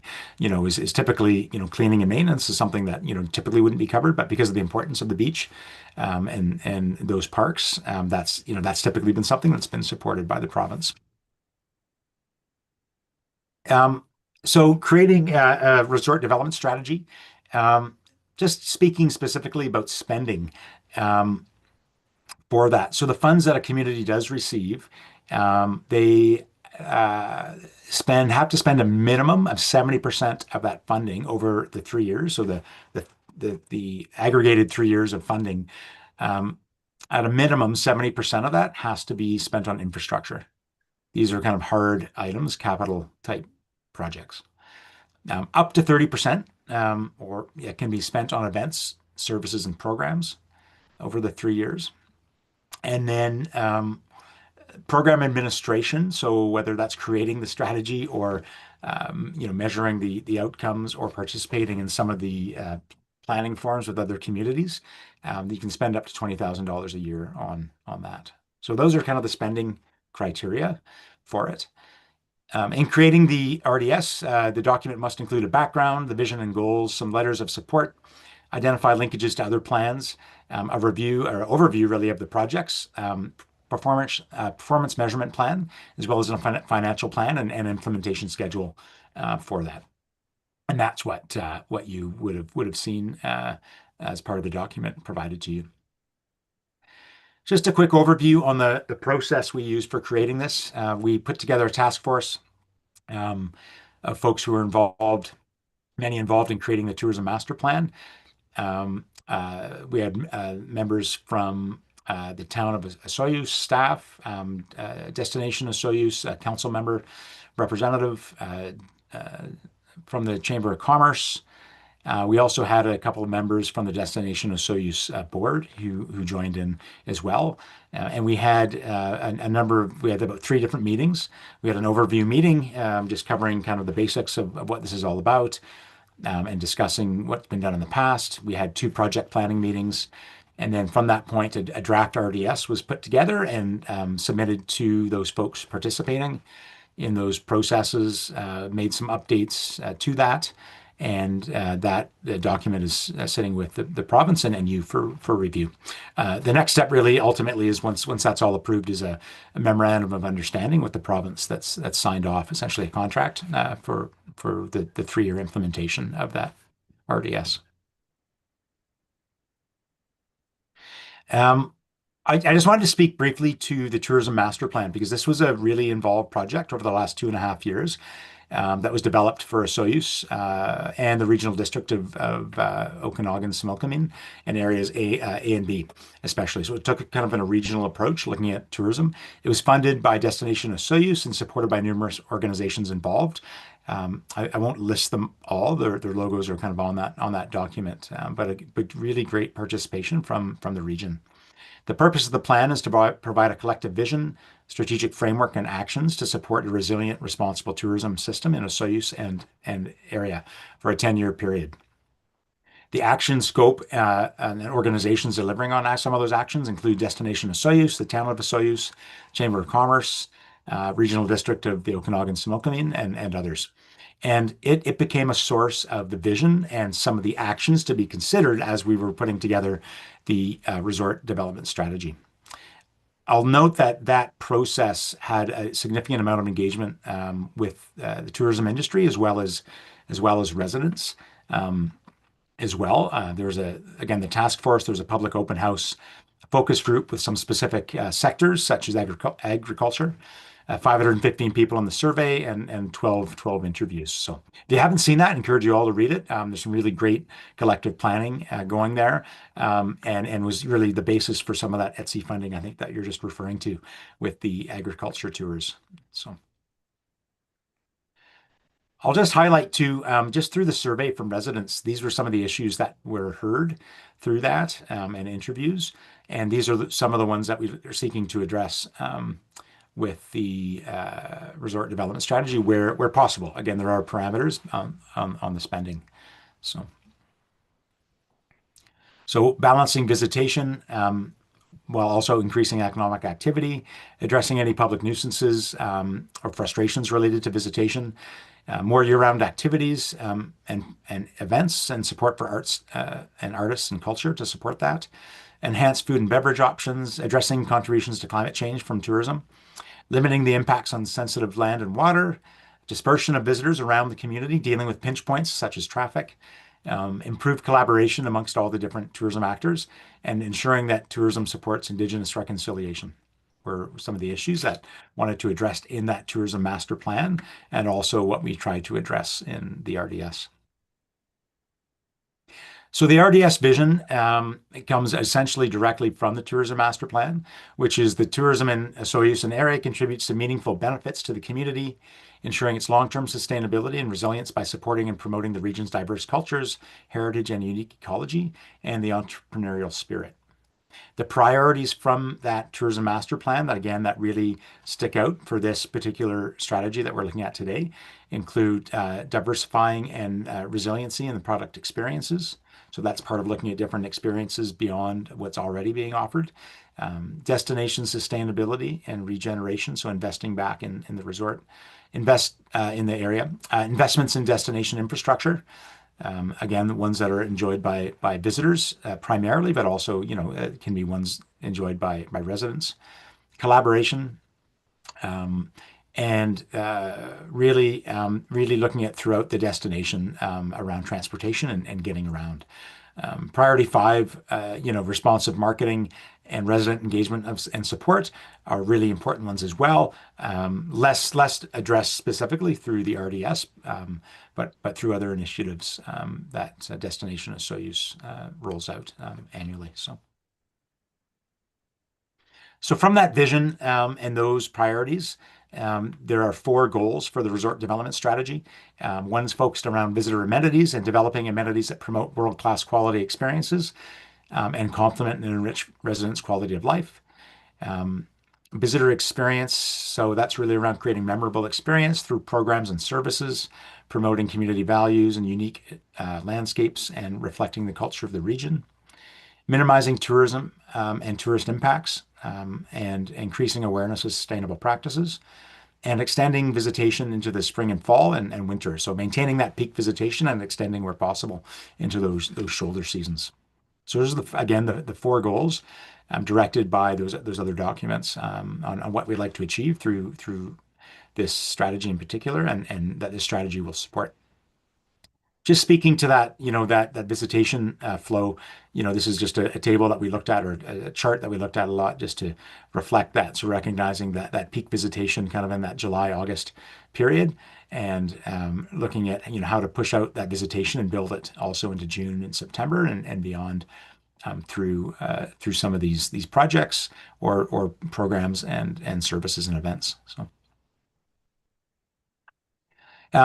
So the investments. So based on the work that we did with the group, looking at kind of the current reality, looking at some of the weaknesses and strengths of the area and opportunities and threats, really the direction for the RDS investments is around expanding basic and popular tourism amenities, such as cleaning and safety infrastructure, investing in events and festivals and cultural showcases, especially those that can support those experiences outside peak periods, enhancing in-community communication of the activities that are going on, and just general messaging to visitors while they're arriving in Osoyoos and while they're in Osoyoos, encouraging active transportation by visitors and all, and expanding year-round amenity infrastructure. So those were kind of the directions looking at for the investments. So that was the direction for the investments. This is the financial information we used, I guess, to guide or to allocate to different projects. So the provincial allocation for 2025 to 2027 for Osoyoos is roughly, 446,000 per year is what the allocation is on an annual basis through the RMI initiative program. So it's a pretty significant amount of funding, especially when you look at it over 3 years. That's the total amount there. In looking at that strategic distribution and meeting the requirements for the resort development strategy, the anticipated revenue has been apportioned in the following manner: with 70% going toward resort infrastructure. So that's the minimum amount that must go toward resort infrastructure. 28% going toward resort services, programs, and events, and 2% going to administration of the program and project.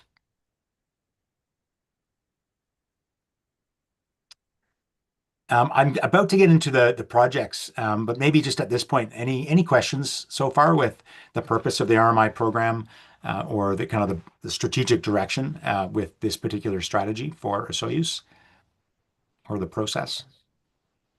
I don't see any hands up, so you go Okay. right ahead. We'll keep moving on it then.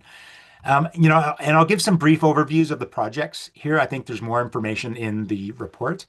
But certainly at the end, if you have more questions about specific projects, let's do that in the Q&A. And between myself and Rod and Gerald, we can probably answer those. So the infrastructure projects, again, this is the largest segment of the RDS and includes both small and large capital projects related to the following categories. So building on accessible year-round washrooms, and this is a phase 2 project, and I'll speak to phase 1 in a minute. But phase 2 on building accessible year-round washrooms in the Pioneer Walkway area. Phase 2 of enhancing communications infrastructure at the entrance of the community. Again, phase 2, I'll speak to phase 1 in a minute. This really speaks to developing digital communication boards at both entrances to the community to get messaging directly to visitors who are arriving in the community. It can also be used for emergency messaging or sustainability messaging for visitors. Active transportation projects, which includes investing in some infrastructure for bike storage, essentially bike racks, and maintenance tool stations, again, to support those getting around on bikes in support of the active transportation strategy. Replacing the flag replacement project. As many of you know, there is some work being done to consider how to replace the flag. That seems to become a bit of an iconic place for photos in the community. So replacing that flag and supporting that project. Along the Pioneer Walkway area, looking at new areas and diversifying the experiences in Osoyoos, in supporting the development of a wellness trail or wellness amenities as part of the trails in that area, to create opportunities for outdoor wellness while people are in Osoyoos. And then finally, Parks Master Plan implementation. We know that project's ongoing at the moment. That master plan is being put together. We think that, by the end of the second and third year, there'll be much more of this RDS period, so 26 and 27, there'll be a lot more direction as to which projects will be prioritized. And that will be the area starting to invest some money in some of those projects from that plan. And would anticipate that potentially the next RDS, the 2028, going forward, would maybe be targeted quite significantly at the Parks Master Plan implementation. But that's yet to be determined. That's something we'll be looking at again in a couple of years. So. With respect to programs and services, these include the following categories. The strategic visitor event support that I think many of you are familiar with. So that's supporting events across the community and really helping those be more successful. And then visitor amenity servicing. So that includes the ongoing beach cleaner and cleaning, waterfront safety improvements, and upkeep at the boat trailer parking area. And that's spending over 3 years for those projects. Finally, with the RDS administration, that includes developing this particular document and presentation that I'm giving today, and annual resort community attendance. Each year, the resort communities get together for 2 days to learn from each other, discuss common issues and challenges, and seek out common opportunities, and really to help ensure that the RMI program continues for the foreseeable future, so that it can be used for all the important work that it contributes to. Okay, so just on to this carryover piece and the phase 1, phase 2. So there are some carryover funds from the 2022-2024 resort development strategy. It's roughly $775,000. It's more specific on the slide, obviously. There is an allowance through the program for adjustments from from, I guess, 3-year period to 3-year period, and also within the, you know, the time frame of the actual strategy itself. And so the province has a mechanism to make adjustments to those projects. You know, things happen. Unforeseen challenges present themselves, timing changes, and so they allow for that. And so with those funds, some of those will be carried forward on projects that were approved in the last resort development strategy, and some of them are slightly new. They are specifically all around the infrastructure pieces. I'll just say that the last two on here, the public art and heritage display and environmental sustainability communications, interpretive panels and things like that, those are projects that were identified in the last RDS and hadn't fully been implemented yet, but they are being implemented going forward. So those are projects that we'll looking to continue and just implementing those. And then the rest of the funds would be focused on essentially investing in swim platforms for existing park areas. This is something that was identified in the tourism master plan. That infrastructure is as a pretty high priority for the area. And then those phase 1 and number 2 projects I spoke about earlier, essentially the accessible year-round washroom phase 1, which essentially is site prep, putting in the foundation and getting ready for the rest of the project, which is phase 2. That's what the phase 1 piece will be. And then the entrance communication, digital location number 1. So, of 2 locations, this will be the first location, very similar, enhancing communications digital with digital information signage in that area. So that will be the kind of the first one. These are all projects that need to be really invested in and completed in 2026, which and that's these are all ones that seem to be able to meet that time schedule. Actually, I think it's actually a little bit longer than that, but certainly they can't wait until the end of the RDS period for this most current one. So. And just finally, part of what the province looks for is letters of support. So there are some letters of support that we've received for this from Destination Osoyoos members, from the Chamber of Commerce. Thank you, Denise, if you're still there, and Destination Osoyoos as well. These were participants in the process, supporting the process and the strategy as it stands. And that was it. So at this time, if there's any questions, we can provide some answers, hopefully, to you. So. Thank you very much, Dan. We appreciate the detail that you have provided in this report. And I know it takes a long time to provide this format for the RMI people. So we're happy to see it and have a copy of it here. Great. Does anybody have any questions? No? So are we going to go on to the next section here where we look at allocation of previous unspent funds, or is that all? Yeah, that Mr. Risling, your report that you have and the recommended motions. So, Your Worship and Council, I guess there's 3 pieces. There was a presentation that provided an overview of the RMI program or RDS program, the proposed allocation of funding from the previous strategy. So there's some retooling there, as was indicated by Mr. Wilson. And then the real important piece is the 2025 to 2027 strategy that needs to go to the province for approval.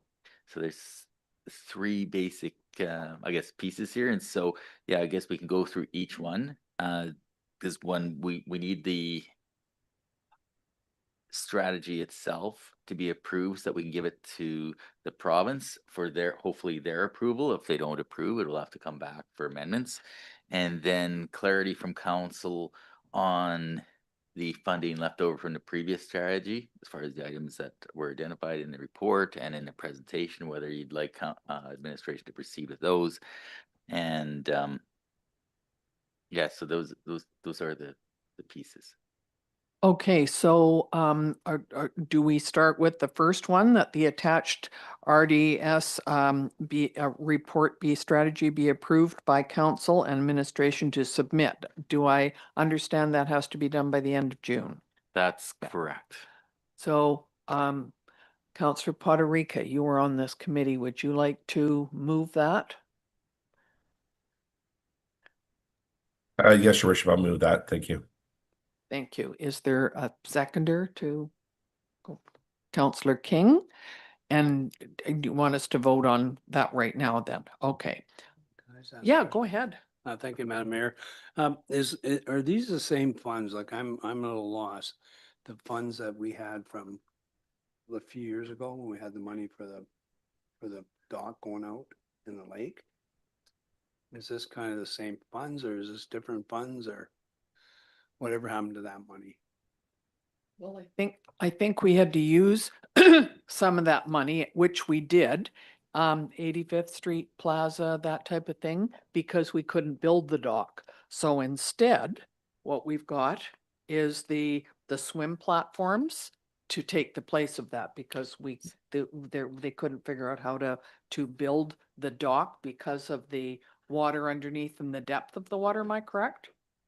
Yeah, so every year, maybe I'll do a piece of it and Yeah. maybe Yeah, Mr. Davis can David add. can add to the history, but so every year we have to do, or every 3 years, we have to submit a strategy to the province and it outlines projects. Now, the previous strategy, there was a bunch of funding allocated to Gyro Park because at one point we were hopeful that the overall parks master plan would be completed. There was a focus, as you may recall, a focus on Gyro Park to really focus on that piece of it as we were going through that plan. Put out for RFP and then unfortunately came back under budget. Council then amended the budget and that whole recreation master plan is hopefully coming to council here within the next few months. So again, what council knew 3 or 4 years ago, that's what went into that strategy. So again, a lot of money went into the whole Gyro Park, but because the strategy wasn't completed, we don't know exactly where to allocate that funding. So within this report, we are reallocating some of that funding within the existing strategy. We're reallocating or proposing some of these things. So it's a 3-year type plan that's amended along the way based on what occurs. As far as the overall pier, I know that was probably 8-10 years ago-ish, and I don't know, Gerald, if you have more history on the pier and where that funding was going to come from before we found out how expensive it was. Thank you, CAO. Originally, the funding for the pier that we were doing the strategy and whatnot were coming from DCCs. Some of that money was tied up with a project or development that didn't go through. And it might be a question for our Director of Finance where that's at right now, but the pier at Gyro was never part of the strategy through the RMI funding. So that was a completely different item for clarification. I think it was part of the charrette that was handled down in about 2012. Yeah. And it was considered sort of the -- issue that they wanted to see down there. Correct. Yeah. Yeah. Go ahead. It still doesn't answer my question. I'm just wondering if that funds were put there for that and the money's there, we don't know if it's there or not there? Or is this the same money I'm just wondering if we're taking that money from over there, moving over here, just slowly doing it, and I'm not aware of it. I didn't know. So it sounds like nobody seems to be sure. Sorry, I'll respond to that again. This is different funding. So the funding that was there for the pier before was a different source of funding. What this is here, this is resort municipality funding. Okay, that's good. Yeah, Good. Okay. yeah. So the other Those are my funding, questions. the DCCs, were from another project, but again, I don't think it funded the entire thing. There may have been some funding from RMI that was going to go towards the pier, but that never did evolve. Yeah. Okay, so it's different funding. That was my question. Okay, I'm in favor. Okay, so anything else? So it's been moved and seconded that that we approve that this be sent to the provincial government for review and Yep, go ahead. That's a question. Thank you, Madam Mayor. This is kind of set in stone. Because we pass this going forward, we can't make any changes. We're happy with this, is what I really ask them. Through your worship, no, I don't think it's set in stone. Like their last strategy, we had a lot more funding allocated to Gyro Park, and because of the delay in the whole master plan, we were able to shift funding around. So we do have to put in those requests to the province. So we moved some of those fundings to different things. I think a couple times over the last couple of years. So no, this is a plan. We do know costs can change, and so there can be modifications and changes that we make along the way come to council. You know, if we need to shift something here or there, and then it goes to the province for their approval. So it's just a plan and can be changed. Okay, well, I struggle with that flag project to some extent. I'd rather see that moved over some signage down at Gyro Park, like a big sign so you can take photo ops personally. I mean, there's a lot of flags all over town. The arena has flags, town has flags.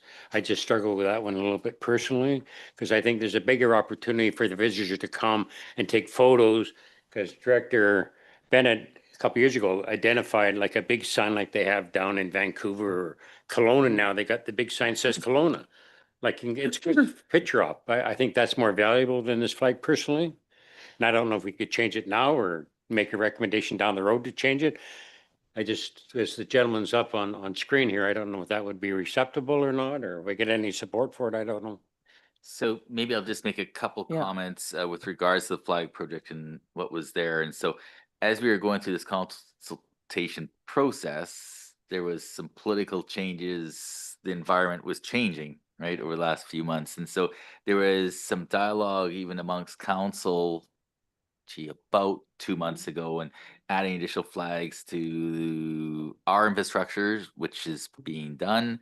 And there was also talk about the grand entrance sign. So administration has made some contact with that, and that was the direction I guess we took to incorporate some funding. Now, what you're talking about, and Councillor Bennett has brought up previously, is kind of an iconic sign that was a photo op. To do something of that nature is in excess of 100,000. So the flag project is only about 10. So if we wanted to move to a kind of a more of an iconic picture taking type thing, it would be a significant, like much more than the 10,000. 10,000 by is pretty much a 3x6 piece of concrete with some nice lettering on it. I mean, I'm not really exaggerating here. No. So I think it's a great idea. But again, it is much more significant. It might be more appropriate to consider that when the Parks Master Plan comes as part of Gyro. You know, and there might be some abilities there. We do know the whole Gyro project is going to be a multi-year development, depending on what's approved, likely in the millions and millions of dollars, and won't be able to be done immediately. So depending on that master plan, maybe there's some of these items we want to change over later. But I think for right now, like the 10,000 is not going to deliver on what I think you're envisioning or expecting. Okay, I know we did have a lot of discussion around the flag project, and we did have consensus to move that project forward. And I guess that's great for 1 year, but this is over 3 years. It doesn't sound like it'd actually be enough money because the flag to replace is. So as mentioned by Mr. Wilson, because this is somewhat new, if we could take on the asset and put up the flag, future flags would need to be done through the town's operating. This is kind of a kickstart on that project, and there's still discussions with the property owner, and I don't know if that will come to fruition. So I guess the good news is it's not a lot of money. Bad news is it's not a lot of money.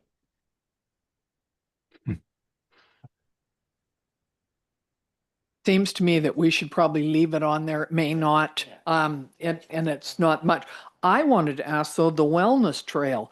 It seems to me back in when I first got elected, I had, and I know Mr. Davis has this on a binder on the wall in there, having wellness equipment, and we were going to put it down at Gyro. Is that what this means on Pioneer Walkway? Or can you explain that, please? Yes, Madam Mayor, that is something that we talked about for Pioneer Walkway. Having a linear path where you can actually stop and exercise would be one of the items that we discussed, and that's something that, again, depending on the Parks Master Plan, which it is included in there, that could change a little bit as well too. But again, we wanted to make sure it was identified, and it is included. Thank you. And it seems to me that 100,000 is 4 or 5 times more than it would have been when it first was brought forward, wasn't it? That's the trouble. All these things cost money. So yes, I think that's not a bad idea, even if we could put up a couple of them eventually along there. And I think the plan was to have something similar to what Oliver had in other areas. And we could put some of them maybe at Gyro as well, but I'm certainly in favor of this. Did you? I think to Director Davies, that we could probably buy a lot of used stuff from Hinton and Edson and all the other places that are just sitting there not being used. That's just my comment. Okay, so we're back to the first recommendation. I don't think we've taken a vote on that yet. No. Are we okay with it moved and seconded? Could we have a vote on sending this to the province for review and approval? Thank you very much. That's passed. Now, that administration proceed with the proposed projects and so on, that funded from the 2022 to 2024 resort development strategy. Is that the next one that you'd like? Okay, is there somebody going to move that one? Thank you, Councillor King, Councillor Bennett, all in favor. Thank you. And the third one is that the $50,000 in funding for the accessible Suiwas Fishing Pier be incorporated into the town's 2026 capital budget. Could you talk to that one first before we do it? Yes, Your Worship. So this project was included in the 22 to 24 strategy. As you've heard a couple times in some of our updates, there's been issues with staffing at the provincial level, and just the getting advice and approvals from them.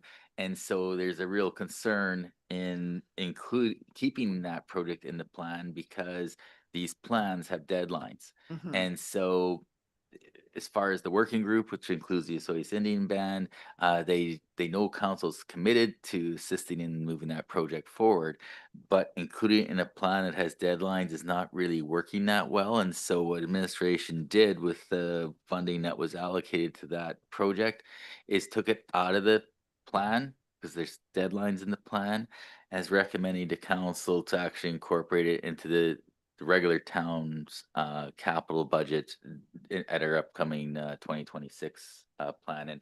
And when it does to come fruition, the funding is there, because Sure. it could be 2, 3, 4, 5 Yeah, years out. yeah. So shows that there's still a council commitment to Go it, there. but Thank it you. doesn't then have Did you have a deadlines attached. question? Okay, just one question. Yeah, I support moving this up because you have a deadline with the RMI funding, which we wouldn't meet. Would this become a separate line item in the budget or just thrown into the cap project as a whole? Administration would actually put towards forward a package that would actually illustrate, identifies this specifically. Okay, have we voted on that one? All right. Well, okay, motion. Councillor Bennett seconding that. Oh, Zach seconding it. All in favor? Thank you very much. Who? Zach? Just Zach? Oh, Mr. Wilson, are you okay with all of this? This is, you're listening and just, okay. All right. Yeah, I just wanted So- to thank Dan Yes. and the volunteers. Denise, for example, again with the chamber, and she attaches herself to a lot of these projects, Yes, she and does. I think a lot of it is volunteer time, and so I think it's very, very appreciated. you know, and you've got to read material. I mean, there are several hours that go into this, and it's a really a kind of a voluntary type thing. I also want to thank again the other community members that were part of this, and I guess I'm very thankful for this grant. I think we're very fortunate being a resort municipality. This is a funding source that only 14 of us in the province receive. It provides, again, and kind of supports that our entire industry, which you know, enhances that tourist experience. With then people come back and they pour money into our businesses that create jobs. And again, this is just the foundation of the community. And so again, I think this is it's a blessing, and we're very Absolutely. fortunate to receive it. And again, I just can't emphasize No. enough that there's this goes to really to supporting the businesses, and the added benefit is the residents get to actually utilize these facilities that are built from grant funding that nobody else is eligible for. So I think this is just a great opportunity. Obviously, it's not enough. We'll always want more, but it's certainly a piece that contributes to the overall experience within the community. Absolutely, it's a start. And tourism and support that we get for tourism is our biggest economic driver. So they work together. So thank you to Dan and to Zach and the rest of the committee and the CAO. And Gerald, were you on this too? I didn't see your name on there, but you must have been. Okay, perfect. Thank you very much to all of you. And I believe that is, yes, we have a motion to terminate. Are you seconding that, Zach? I mean, you have to let them get it one of these times. So yeah, I'll second that, Your Worship. All in favor?